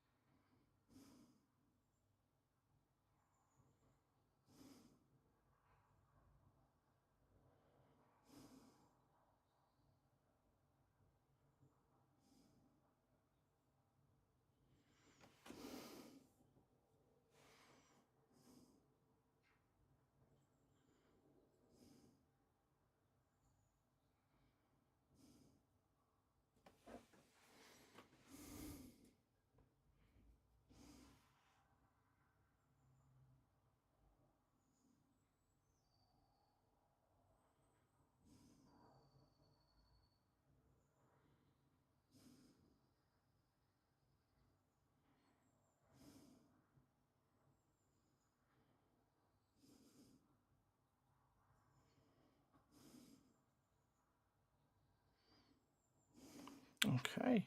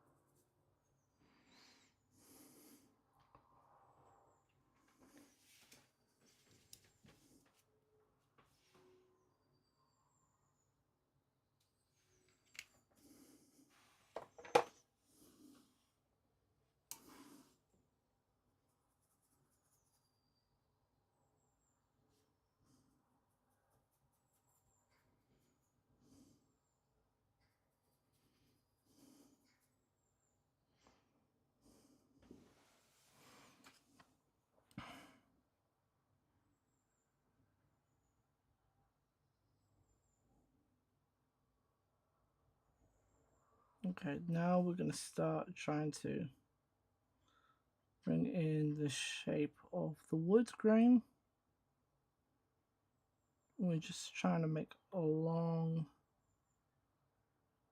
strokes with our highlight color.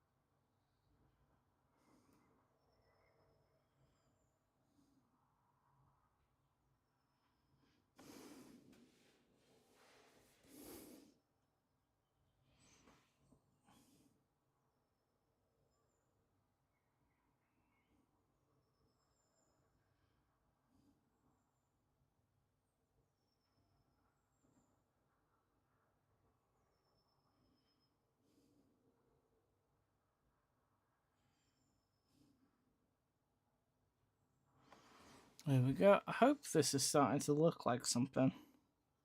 I hope.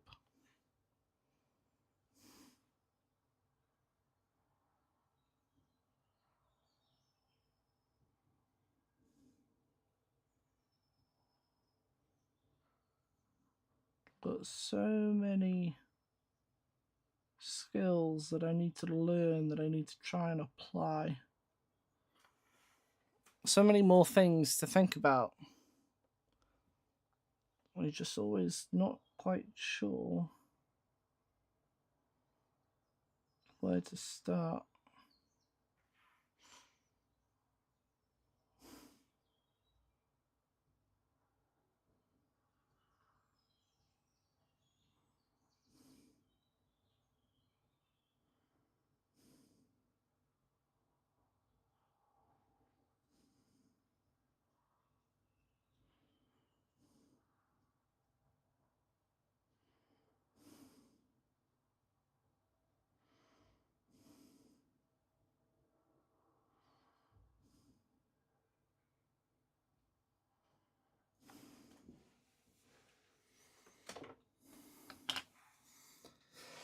Ooh. Ooh.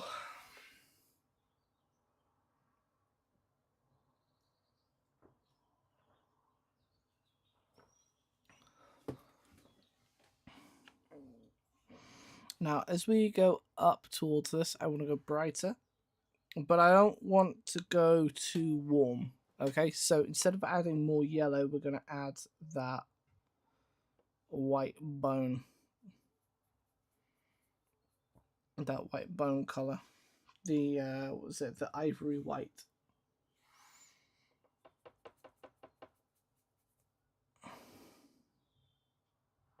I'm going to add quite a fair bit to it, and then I'm going to have one piece of it off to the side.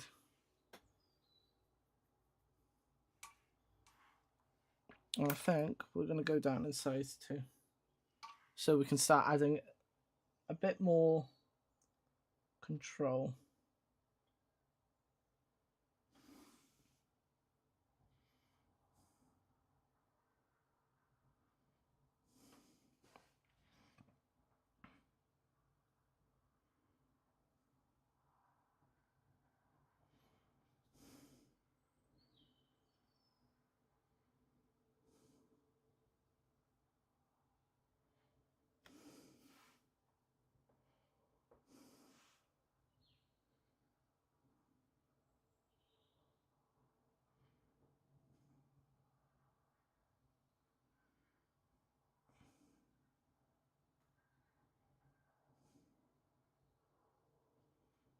And basically what I'm trying to do is pick out the grains and all of the cracks.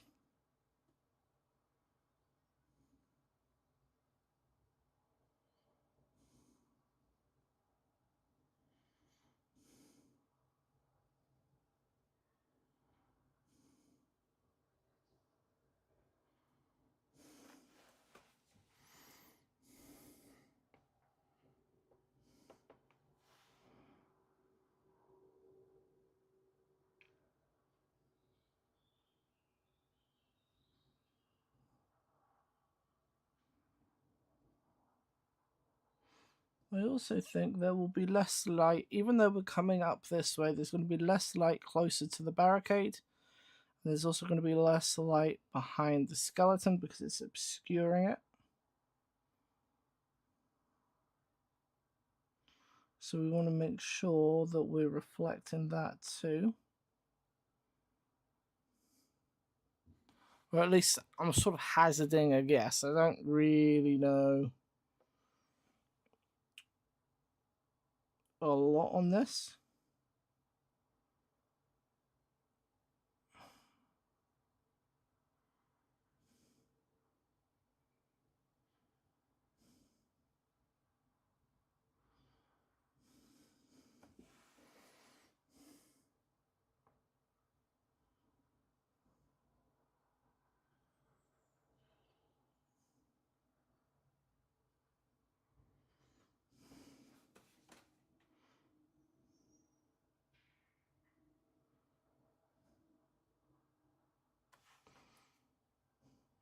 I also want some of it up here. Even though it's further away, this is going to be our main highlight color instead of our main general color, like it is towards the other end.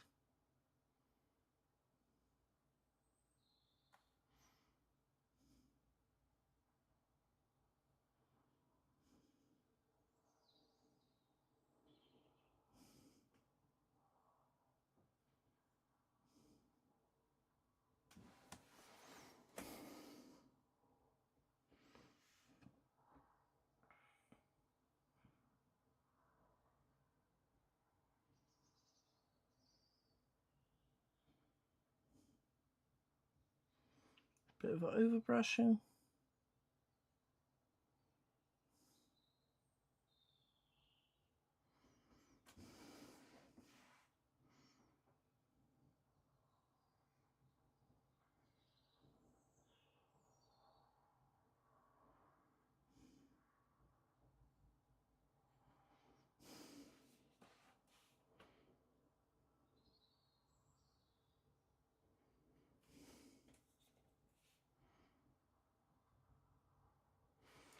There we go. And then we're going to go to that separate color, that even brighter one.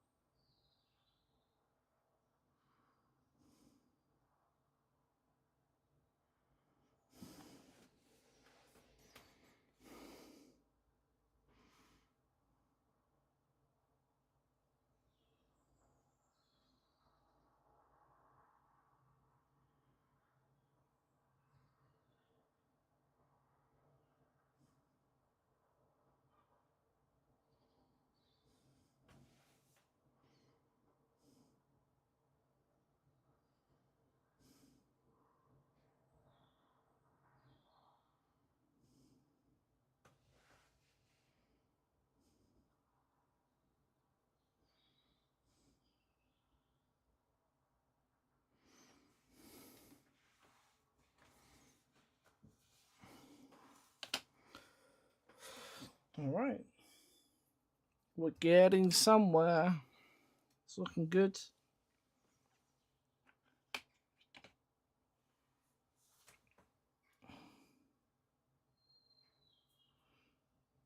I think the next thing we should do,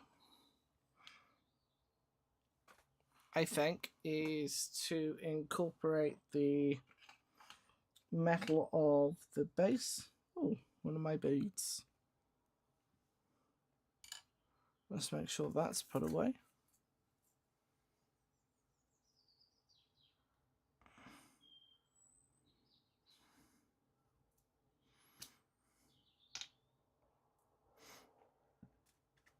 There we go. And then we can start getting that in. So we're going to do the metallics, and what I want to do for that is I want to get, first of all, the actual metal color that is in the set, which is right here. So that is heavy metal. And then I want to mix in a little bit of our ironclad grey that we've got to darken it down even further. And then I might even add in a bit of grim dark shadow. We will see.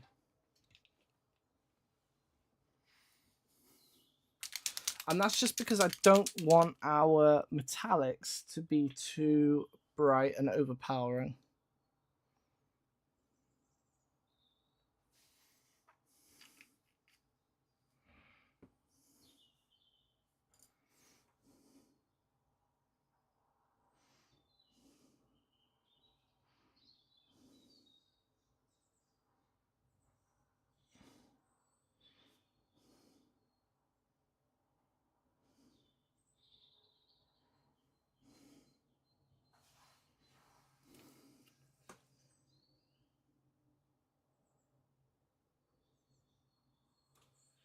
Just add a little drop of grim dark shadow.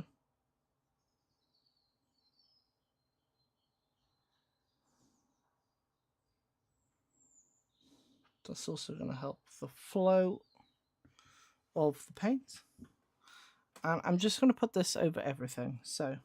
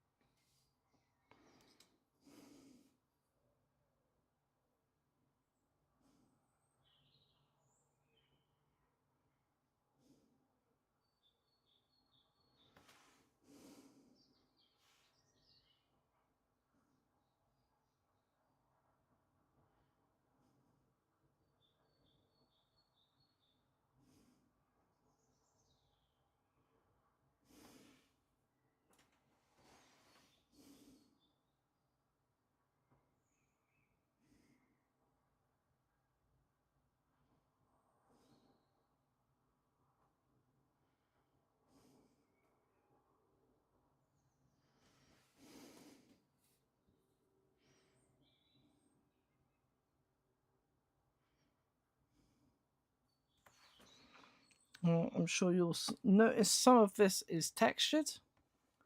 Right, all of this here is textured, all of this is textured. Originally, this was completely flat.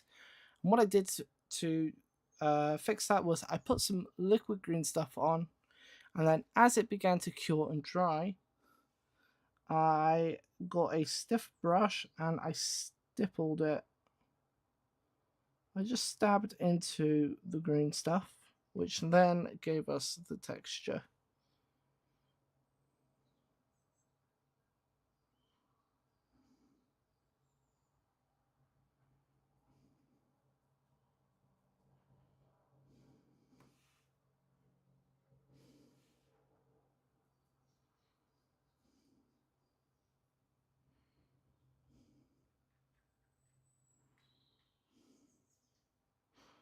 Now you can see that even though I've darkened the paint down, it is still quite bright because of that grey primer. And this is why I wanted to darken it down a bit first, so that our base colour isn't too bright, because then of course we're going to add in more shades to get it done. It also means that our base silver colour can actually be the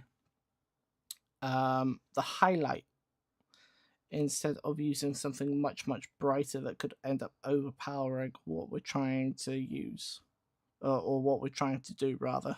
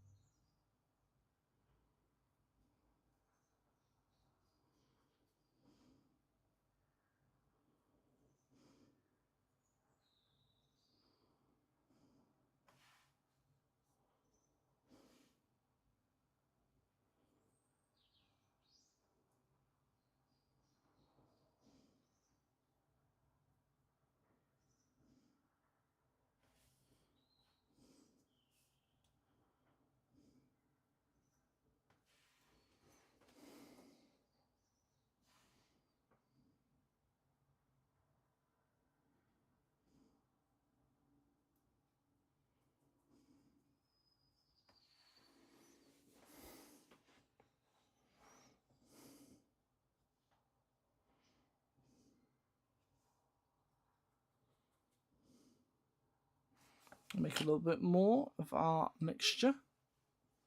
Again, that's heavy metal mixed with ironclad grey and a tiny drop of grim dark shadow.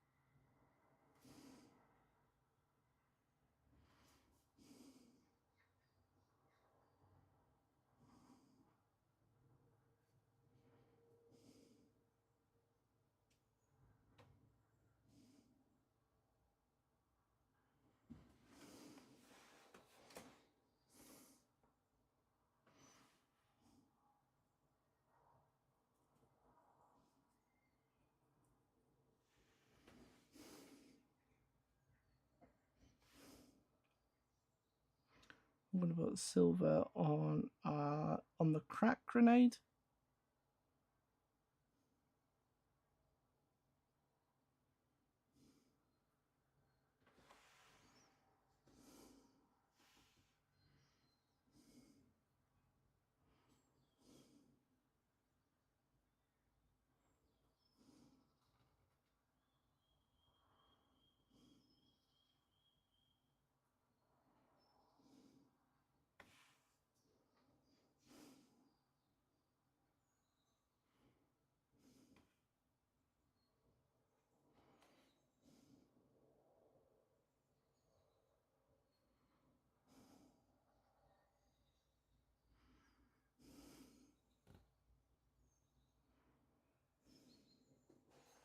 Oops.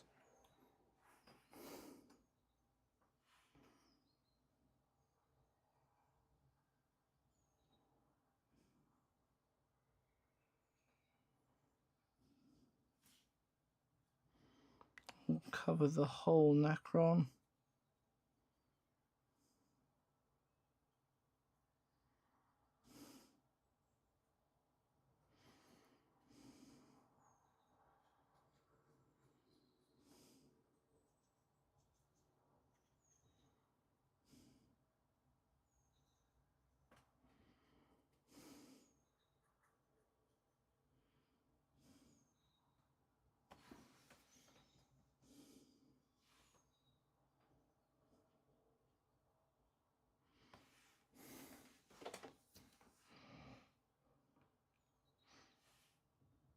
And of course, we need to add it to the gun.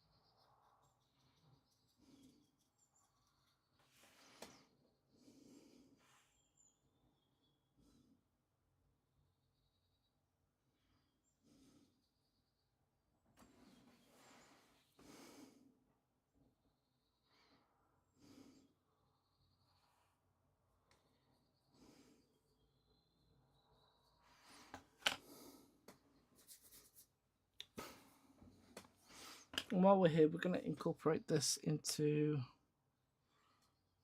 some of the weaponry.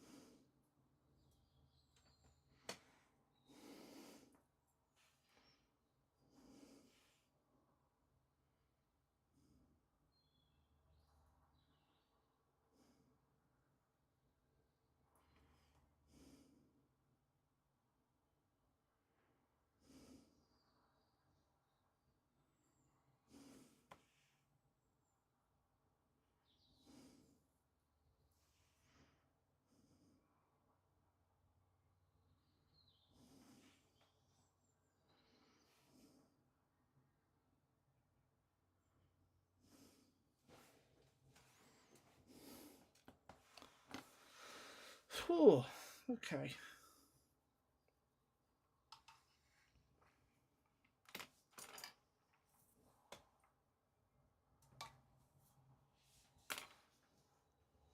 Let's have a see.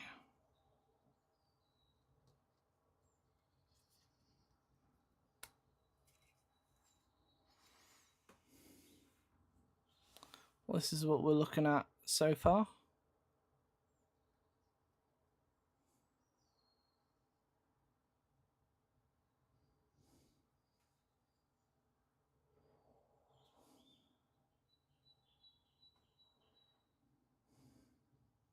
So it's starting to come together. I'm liking the planks here. Let's give you a proper look at the trench.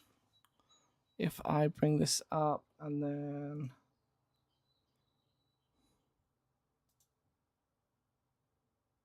There you go.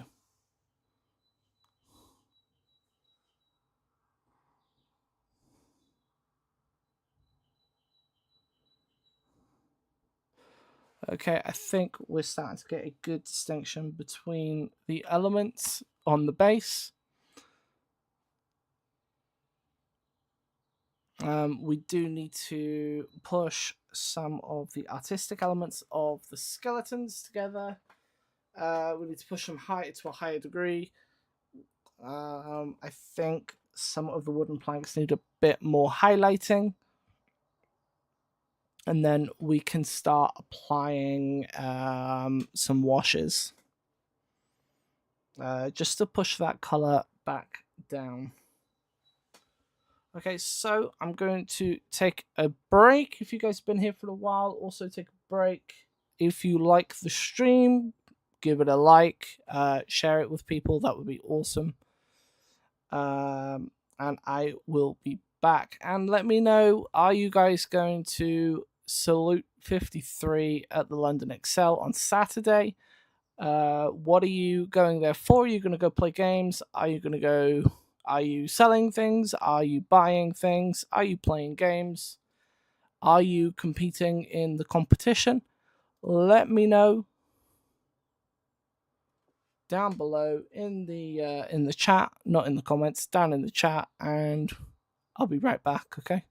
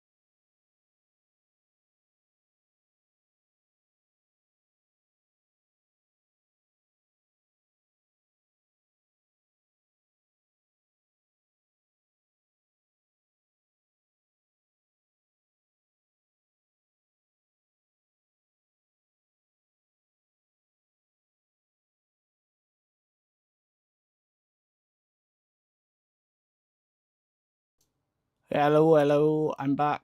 Boo, spooky man. It's the wrong one. We want this one. Hi, hello, how are we? I know it's been a minute. It took a little bit longer than I intended, but we're okay. It's fine.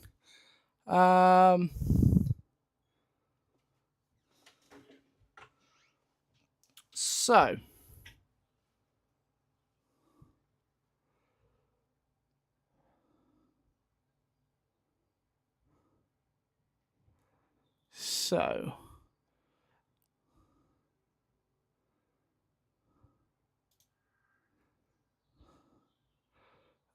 Do I need anything here right now?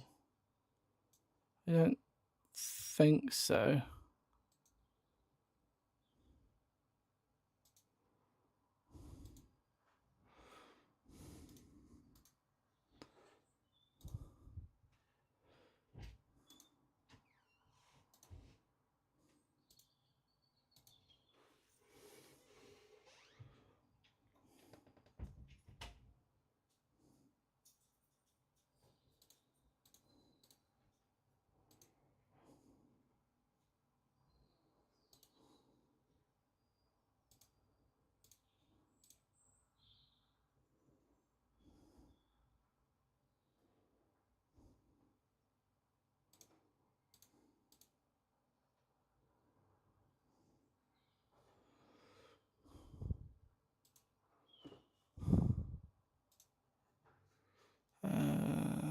This can go. This turns up. Okay. All right. So, where were we? I need to just bring the zoom. Not the zoom, the focus. Here we go. That's better. That's more like what we're looking at. For once, it actually looks the same on the screen as it does in my hand. So I wanted to get some more highlights in. So we're going to get some of this ivory.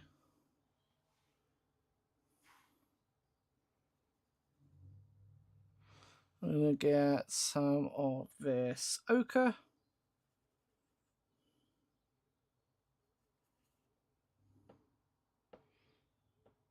A tiny bit of the sunbeam.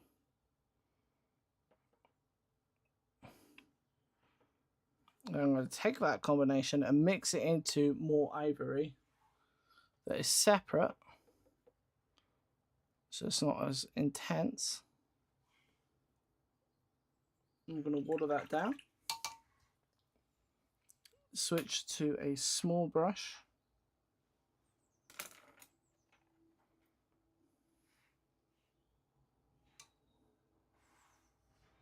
So this is a number 0.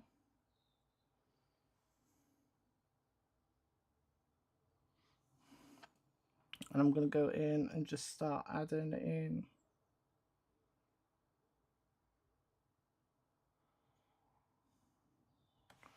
these details, these highlights.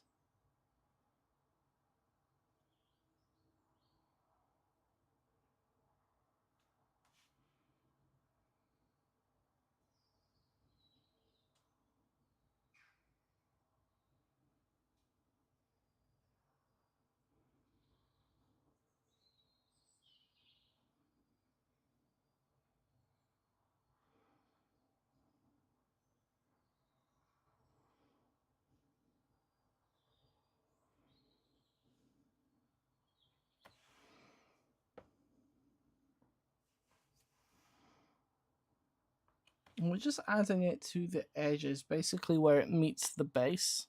Sorry guys, you guys didn't even see that, did you?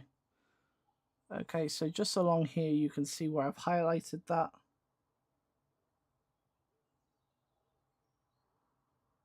We're just going to keep that going.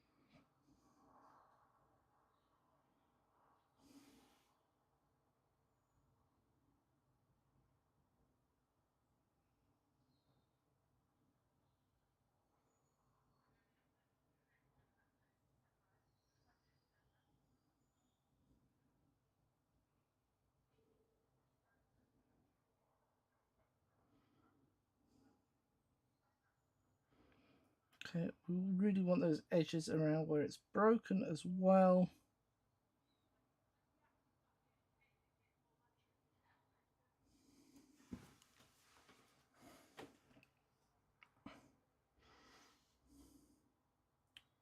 So like here we've got some big breaks.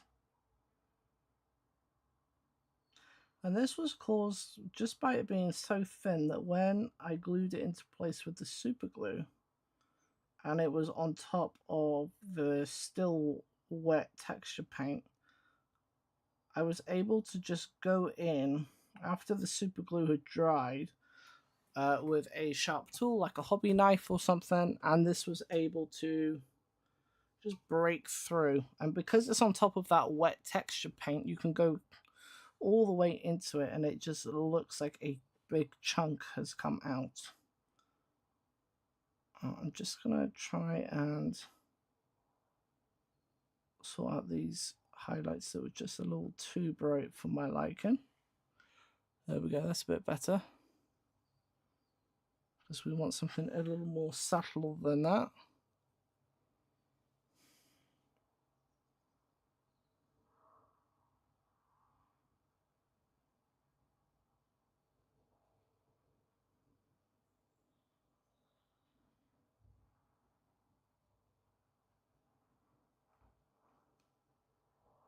And what we're basically trying to do right now is paint in the wood grain,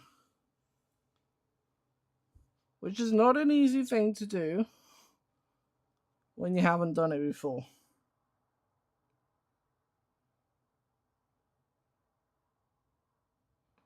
But we will make it work. We will make it work.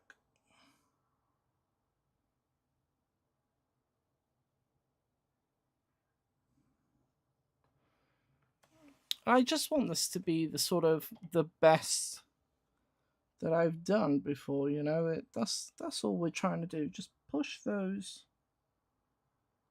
skills a little bit.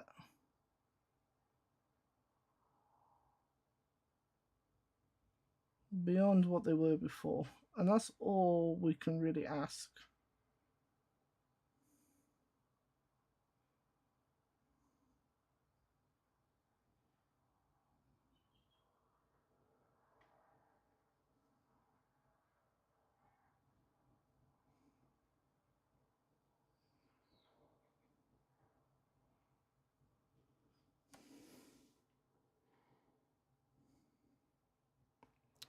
What do you guys think?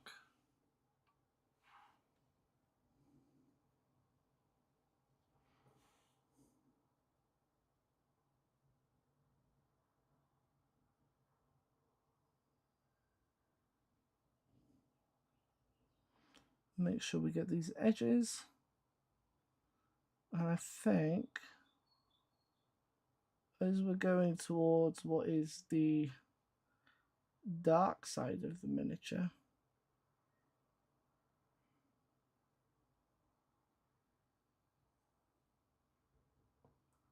we need to reflect that a bit more.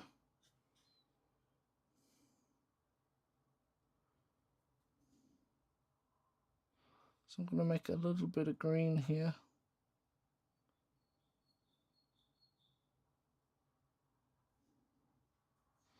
And mix that into a bit of the ivory.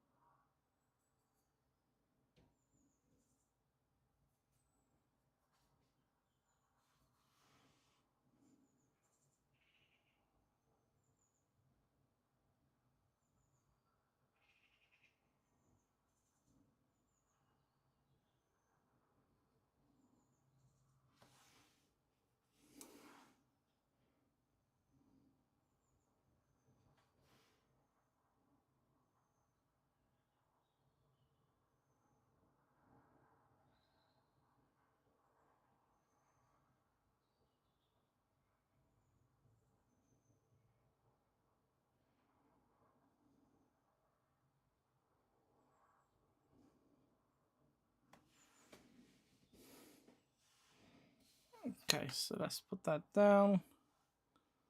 And let's refocus the camera.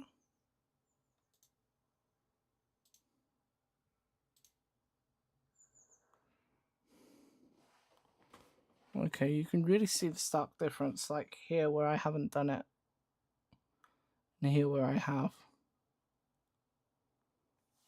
So we need to just finish that off.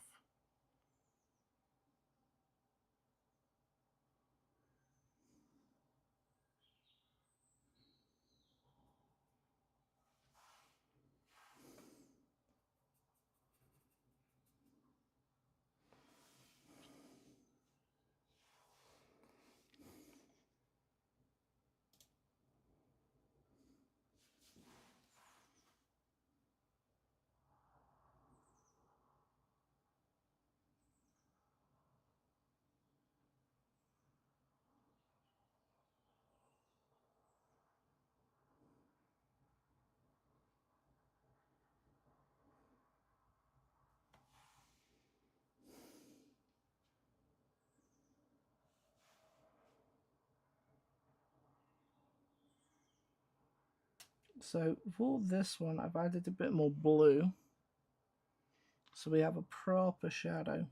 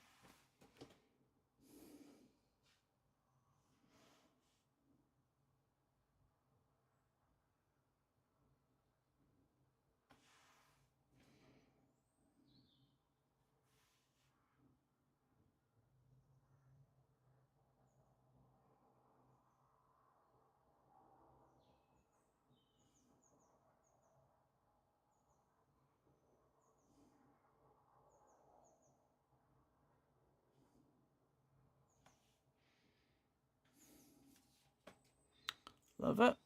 Looks good.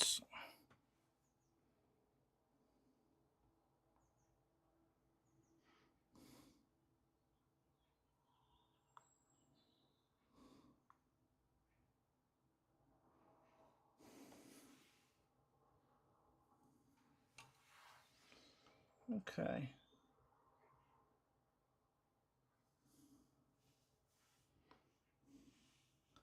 So I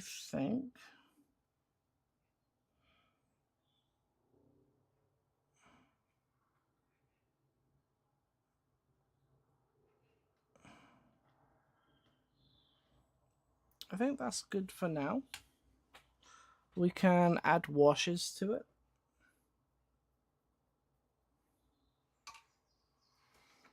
I just need something to put a wash in. If I can find one. That is a good question. Bear with me.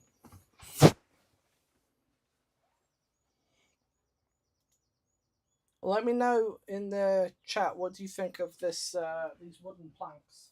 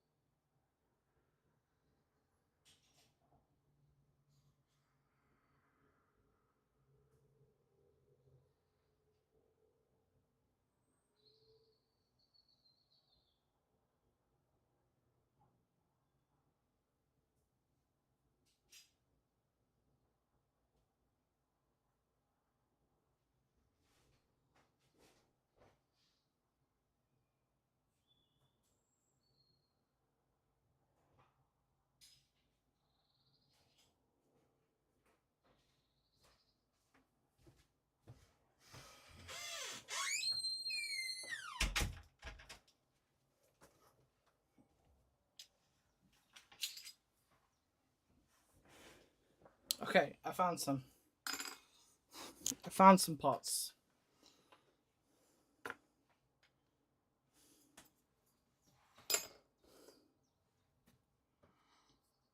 When you're so used to Citadel paints, you forget that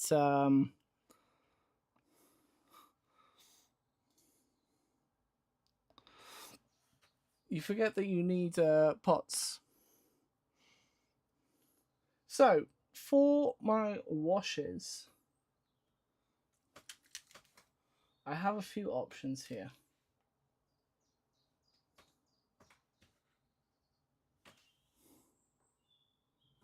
Although I need to put a cable in my phone.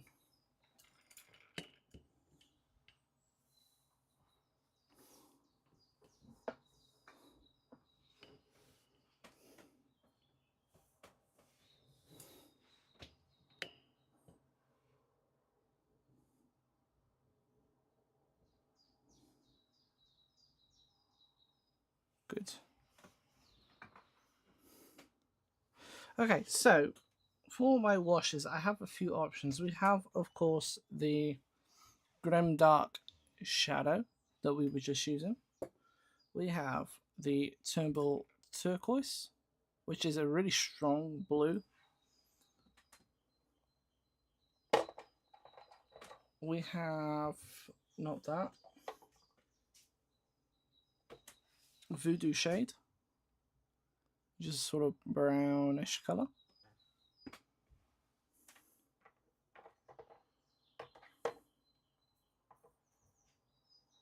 A warm skin shade, which is sort of orangey reddish.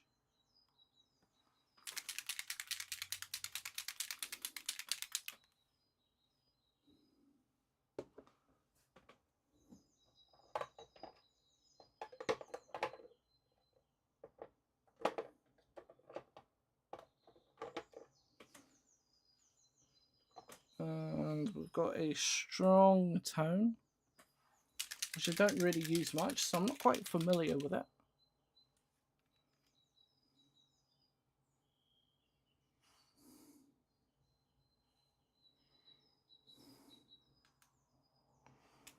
Okay, that's actually quite a nice sort of browny, earthy colour. I think that'll be good for the mud.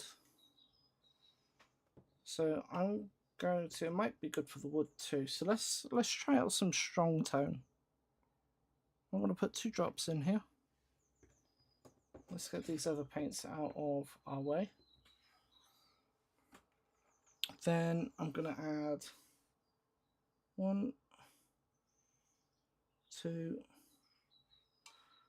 drops of water from our brush to thin that down, and that looks a bit like that. So I'm gonna, just a little too much for my liking, so what did I just use? Voodoo Shade? No, strong tone, wasn't it?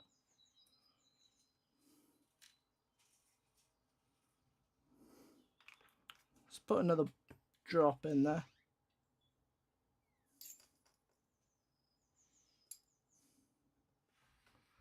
And then, just because I'm a bit cheeky like that, I'm going to add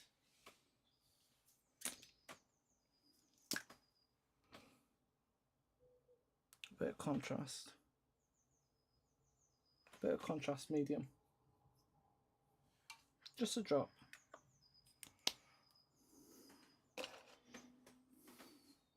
Let's get all that combined.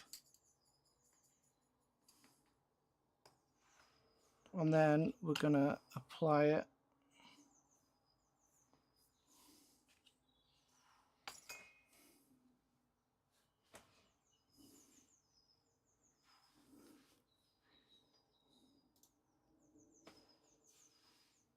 like so.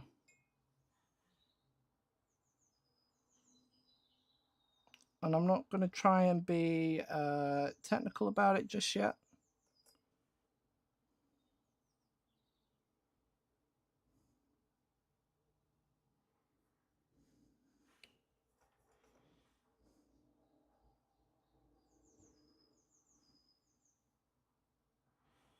Okay, I'm just covering the whole thing. We're just staining it.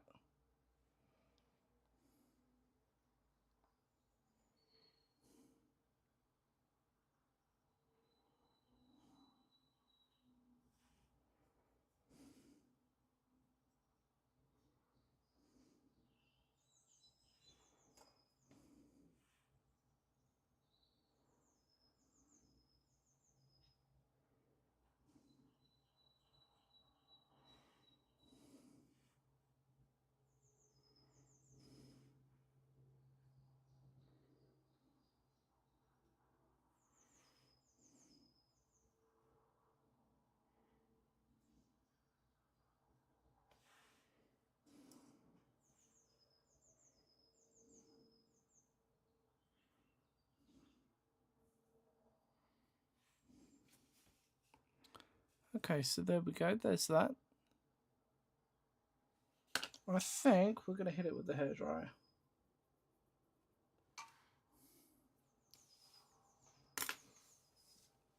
So I'm going to mute myself real fast. Hopefully it will actually mute. Let's go. And we're going to do this. I'm just going to make sure that I'm muted.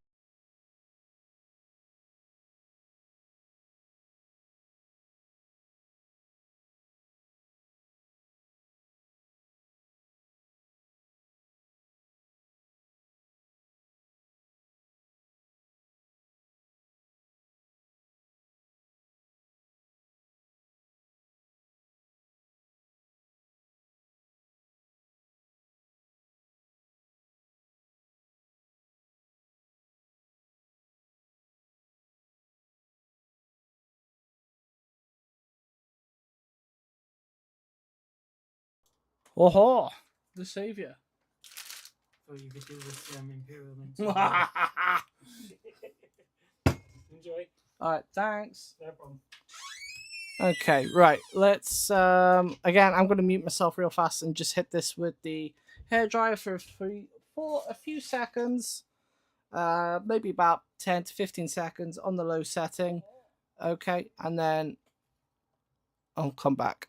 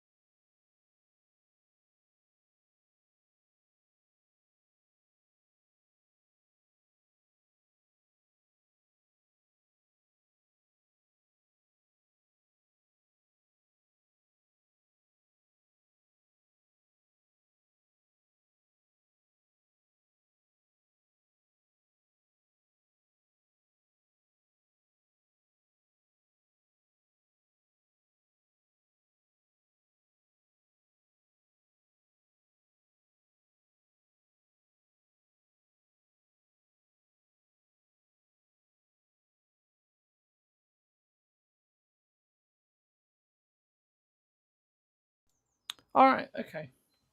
So we have blasted it with the hairdryer and dried most of it. And it don't look too bad, but it's still too bright. I really want that grimdark sort of look to it, so we need to push it back even further. So I think we're going to get some of the strong tone. We're not going to water it down this time. We're going to do 3 drops of strong tone, and we're going to do 2 drops of grimdark shadow. We're going to add real fast. We're going to have monster. Cheers to my brother. That will be nice.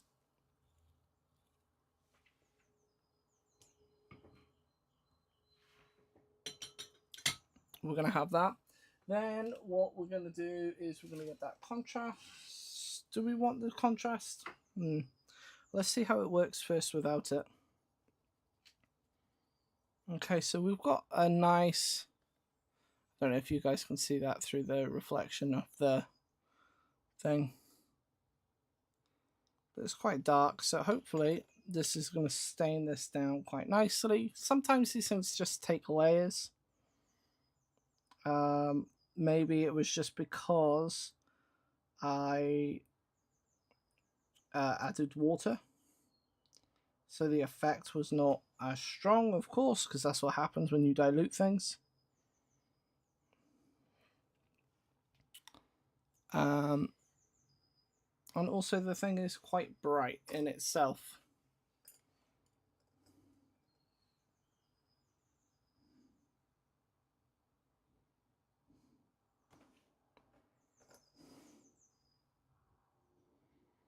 But I don't want to apply too much at once because otherwise it can have a tendency to go a bit glossy. And that we don't want at all.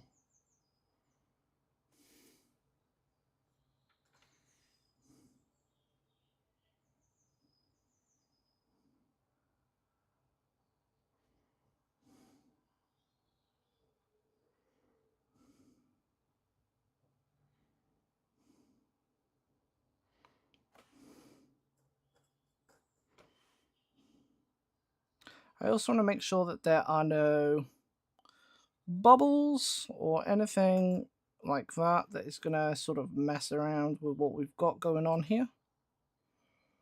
Make sure we get in that little gap where the skeleton's arm is, and make sure that we get right up into the end of the boards where the barricade is as well. Super important.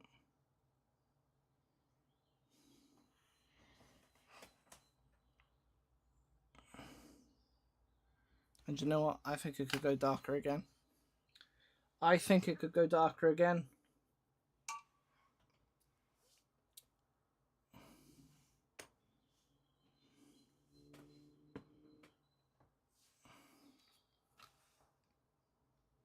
Add some grim dark shadow. I'm just gonna mute us again real fast so I can hit this with the hairdryer before I add any more.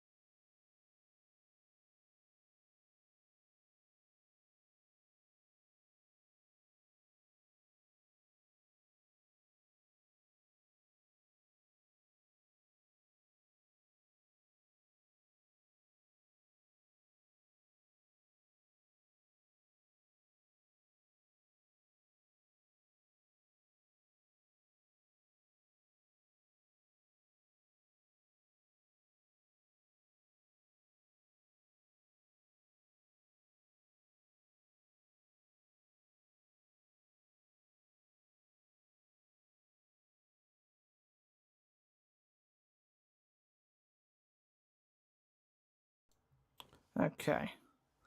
Then where it has gathered in these deepest parts, we're just gonna feather it and smooth it out a little bit. You can see where it's going a little glossy in those areas, but it's not fully dried just yet, so we're just gonna pull that out a bit. And then we're gonna go in with this straight, pure grimdark shadow, and we're gonna be quite liberal with it. I want it really down into that dark area at the base of the barricade. I want it down a lot towards this back end where the light is further away, where our focus isn't there as much, and also where our Ogryn is going to be stood, because of course he will cast his own shadow. And you can see this sort of is turning it more green. Okay, we're going to add some up here as well behind the skeleton.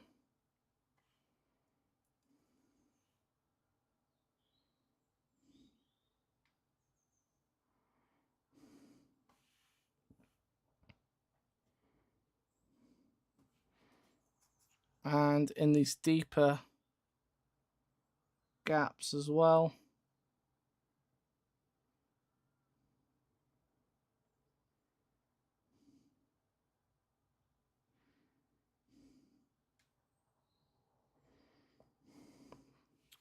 And I say all of that, and then I end up covering practically the whole thing.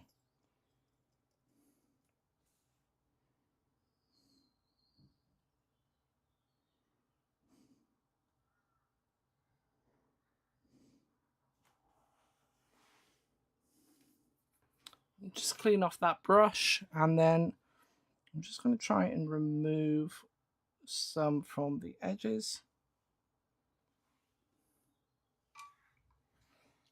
We're going to do a quick bit of reductive technique, so to speak, that you see with the oil painters. But we're doing it here.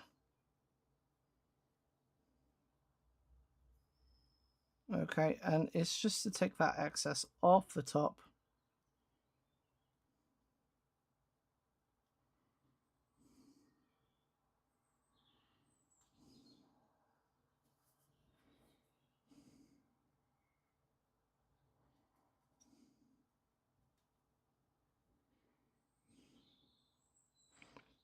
And we're also creating a bit of irregularity.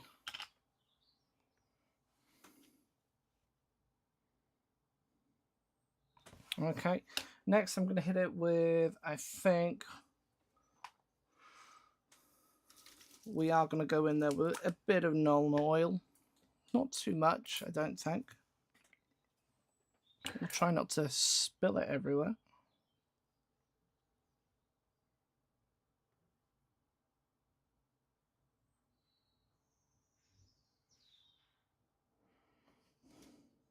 But we are saving this exclusively for those shadowed areas.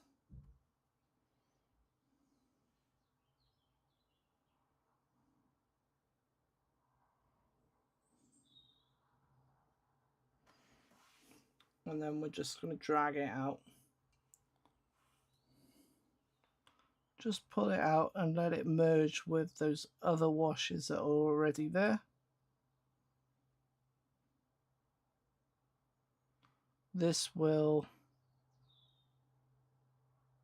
help with the transition.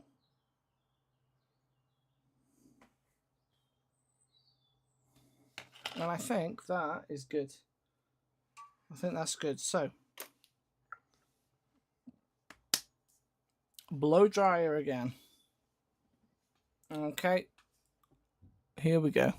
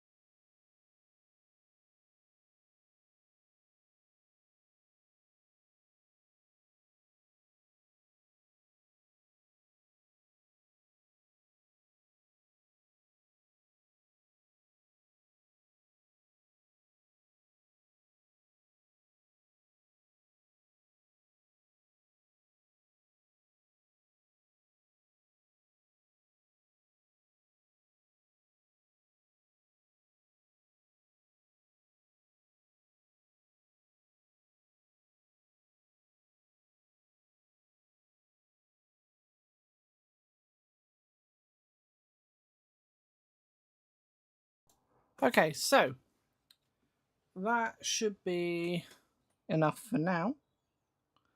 It's still a bit shiny. I think once it's secured, it'll be okay. If it's still too shiny, we'll hit it with a matte varnish. Okay. Or we might keep it. You know, trenches are wet. We'll see. But let's add our man to the base real fast so we get an idea of what he looks like on here. If he'll go in there without stabbing me, that would be even better. Okay. Let's just zoom out just a little bit. Okay, so here's our man. Here he is. Cheerful as ever. We can sort of see it coming together now, which is nice. The base is in a good starter point. But yeah, if we look at this side,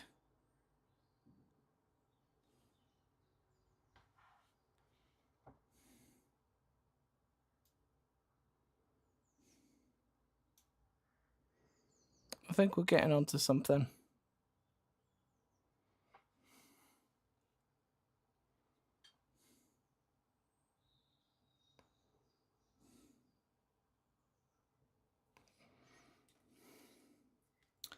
So let's take this off.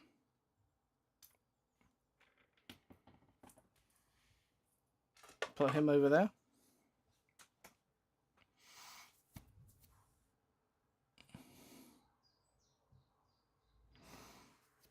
And let's see. How can we make things up to the next level? I think what we need to do... Ooh.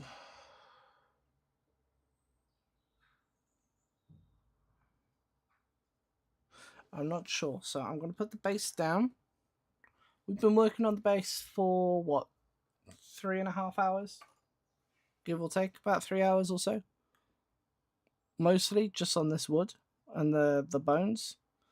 I'm going to put it down. We're going to let that those shade paints and those washes dry off. And we're going to work on my man here. That means I need a temporary base for him to stand on.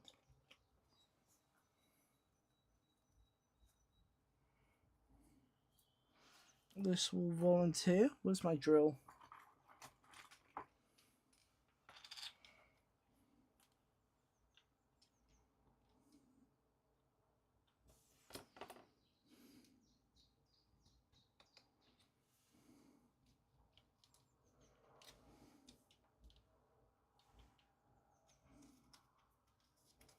Okay, that's one, and the next one is about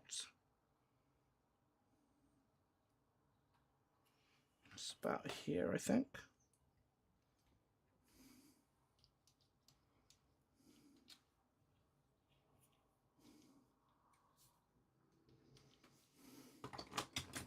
And these should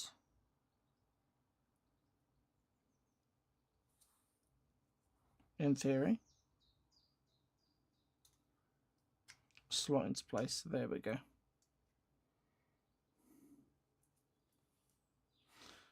That will do. And then that should allow me to put him on, hopefully. Yeah, that's holding well enough. If I can find it, there it is.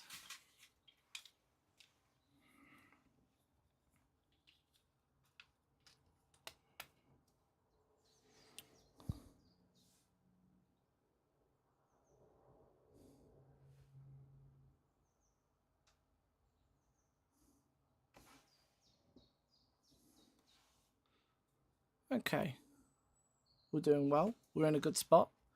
I think what I need to do is refresh our wet palette.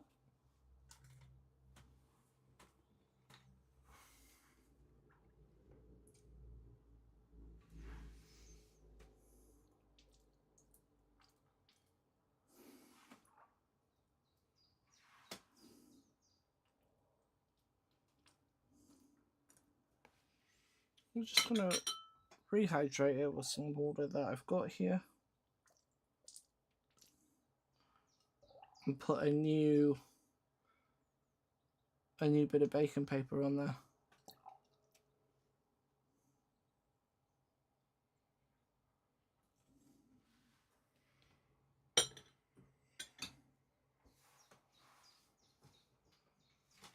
Okay. Baking paper. Here we go.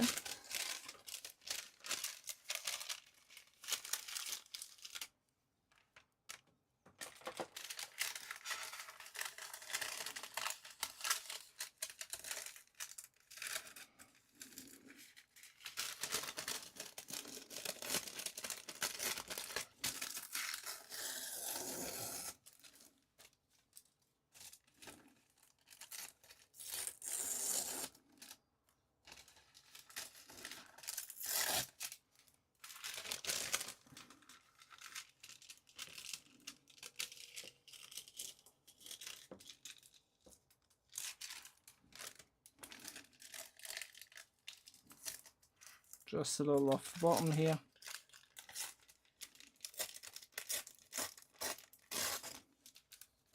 And then we can get that set in place.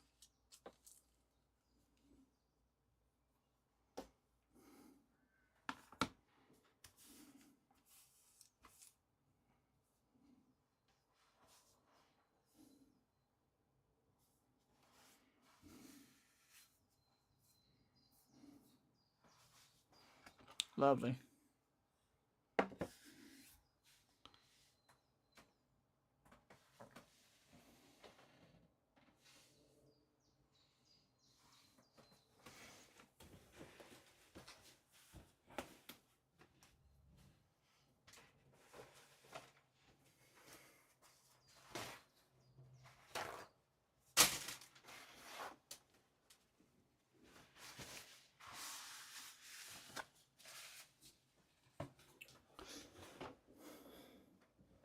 Okay, bit of paper.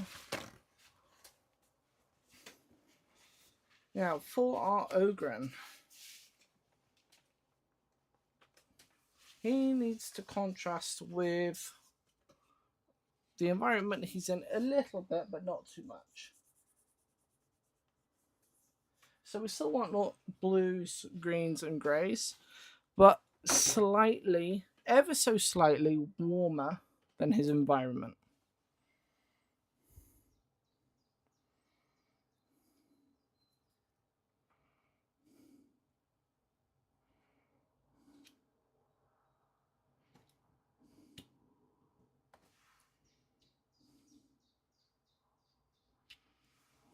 I hate how it feels like he's about to fall off the base.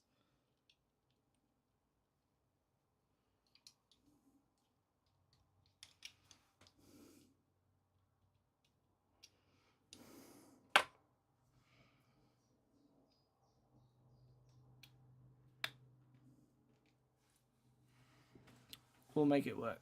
Okay, let me...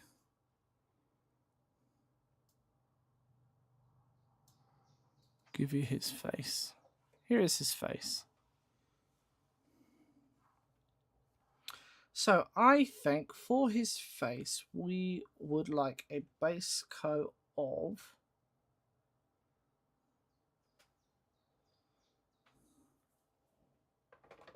let's see.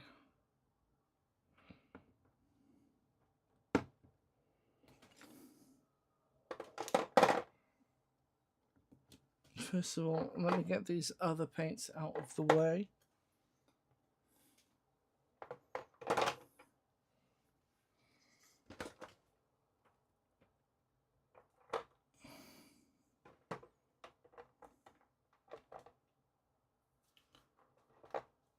We could go blanched berry,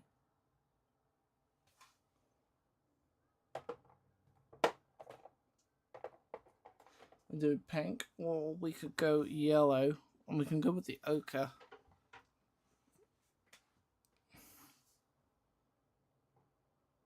Or we can go like a kind of green, more towards the green with the midnight olive,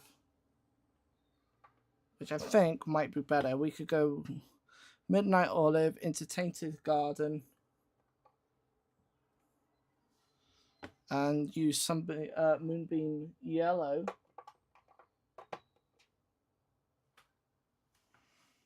We could even use blighted green as our base, although I don't think that's necessary. I think it's too blue for that.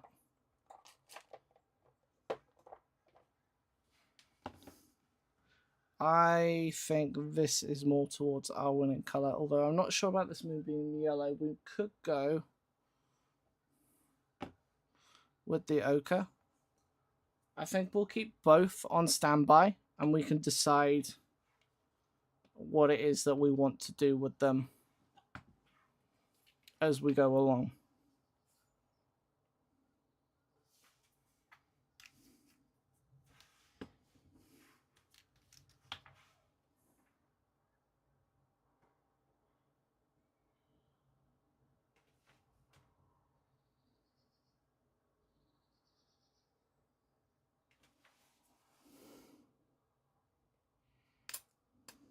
Ugh, didn't like that. Let's give it a shake.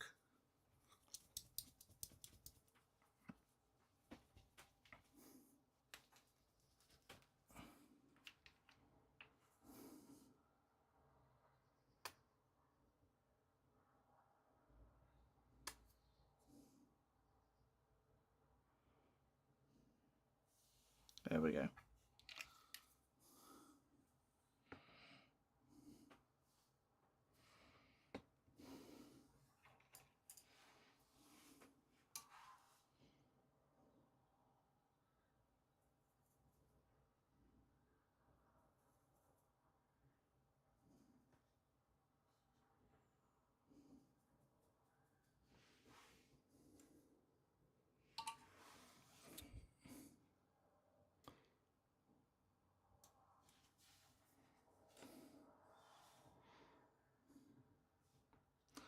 Okay. Let's start blocking in our flesh.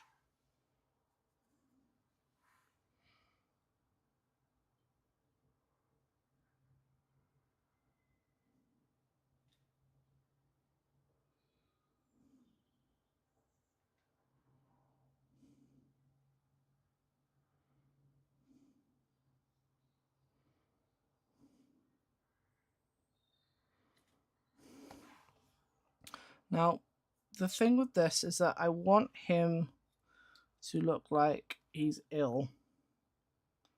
Not so much like he's an orc, right? I think we want a clear distinction between orc green and I'm not feeling very well kind of green.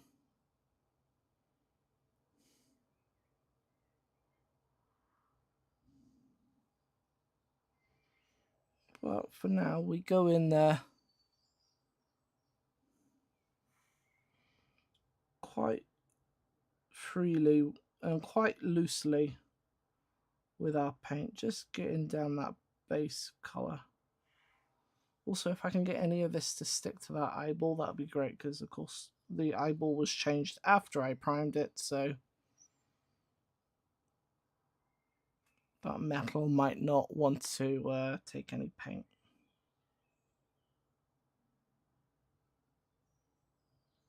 But I think we'll be fine.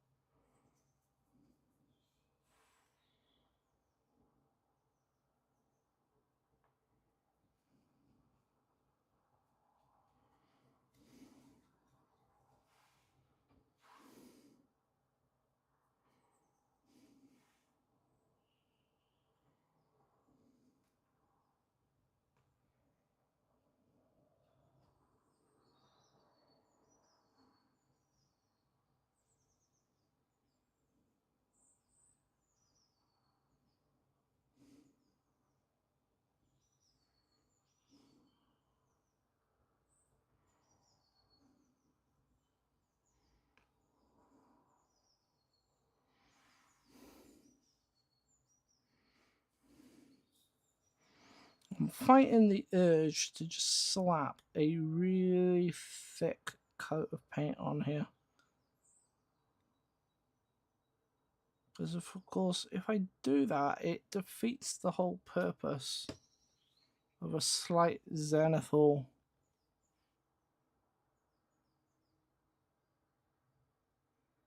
undercoat or priming.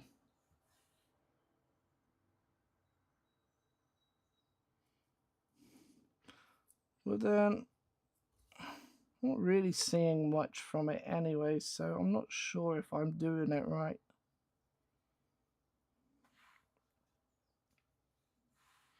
I wasn't much liking that stand either, it's kind of just getting in the way.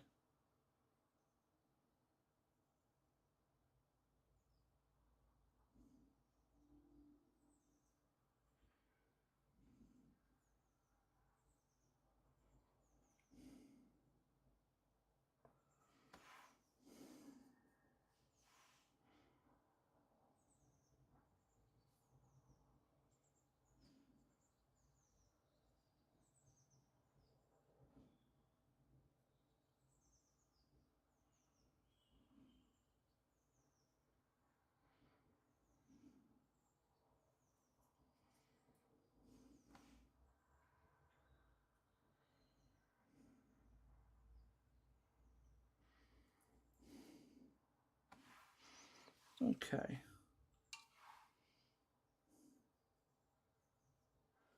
Next arm.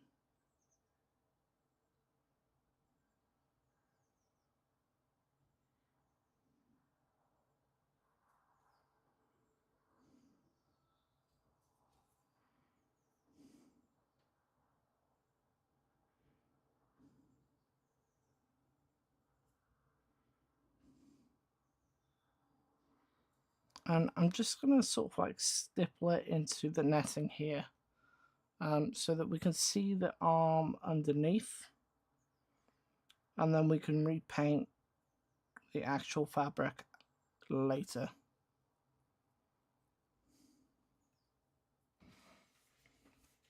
Okay.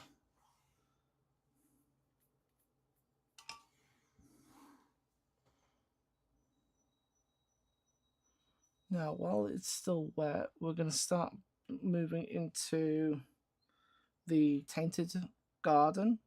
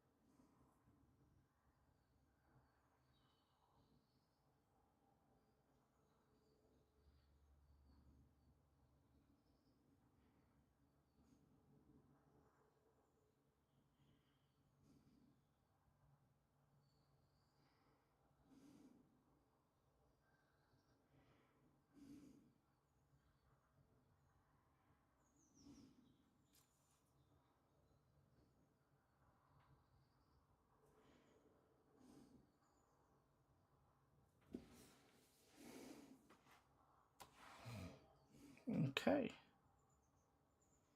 Looking good.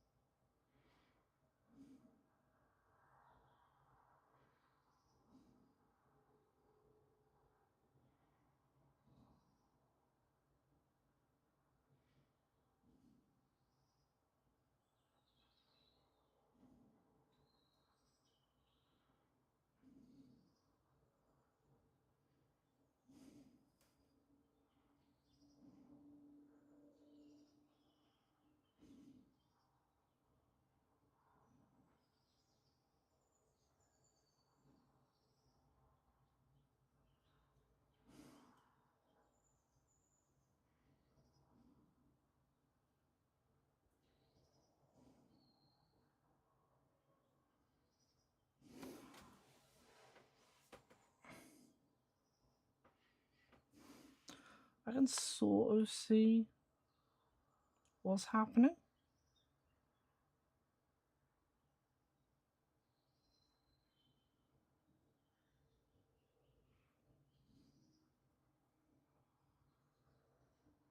Although I'm still not too confident on it.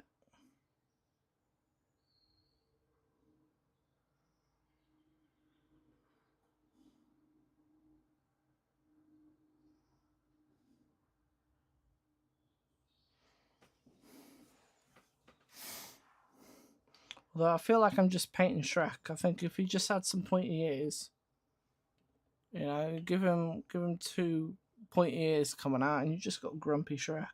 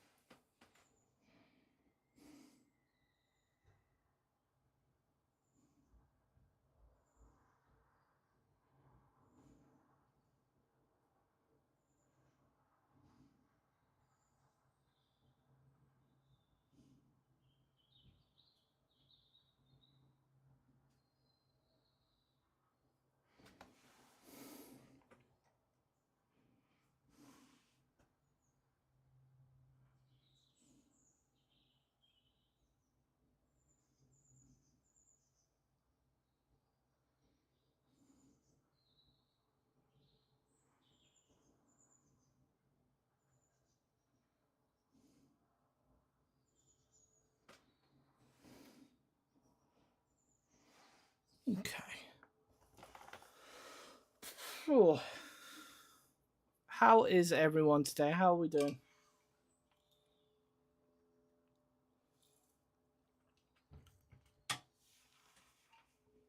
Sound off. Are we still alive? Are we still managing?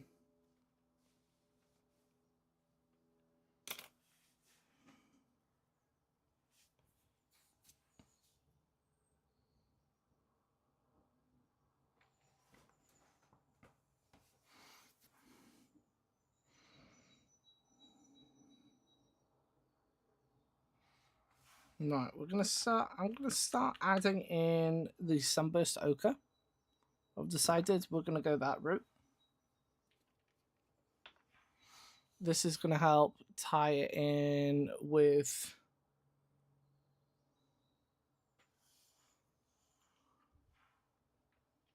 Oh, it's breaking. Hello.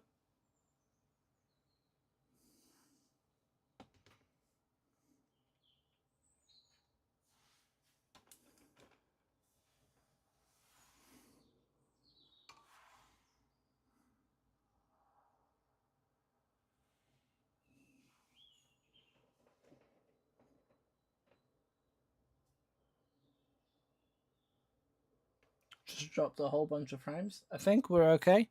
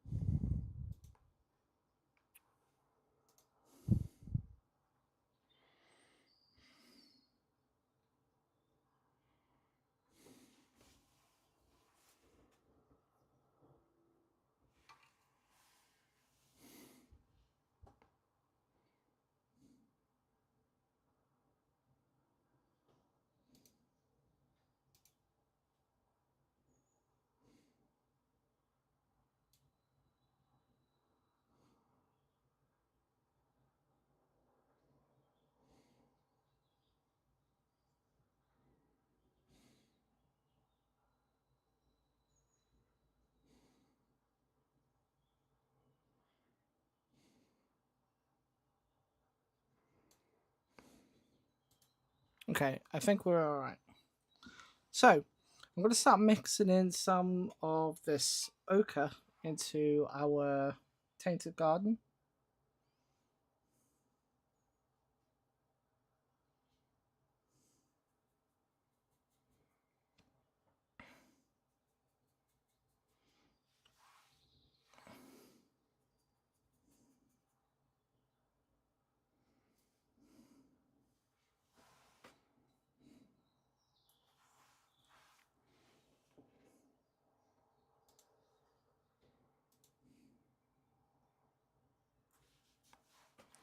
There we go, get the focus back.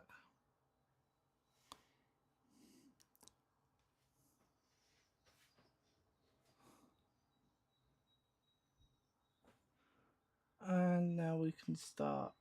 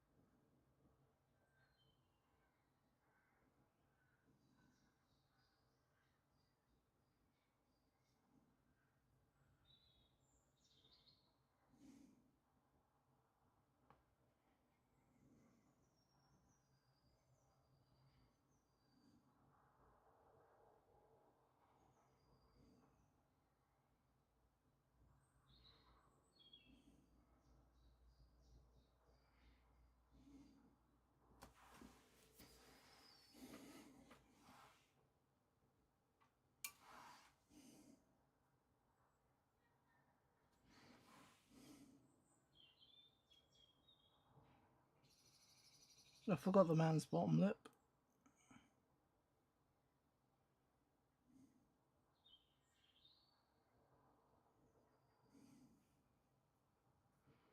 It's too wet.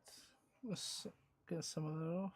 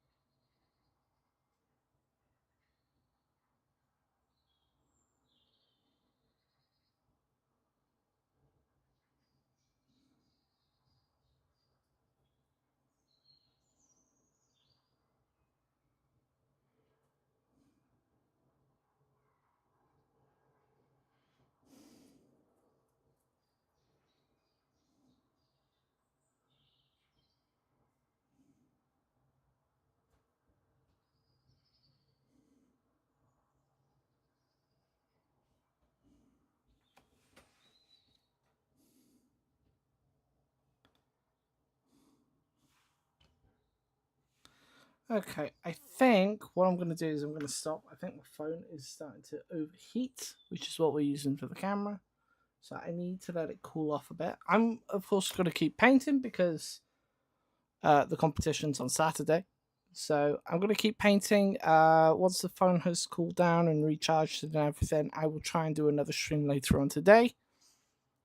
If you enjoyed it, like the stream, leave some comments down below if you want to see more content and you're interested in this new movement of story bashing. Subscribe to the channel. I will have more content out soon. Okay. Keep in tune, and whatever you do, make things, have fun, and I'll see you next time on Curse Crusader Arts. Bye, guys. Bye. Bye. Everything's broken. It's all dead.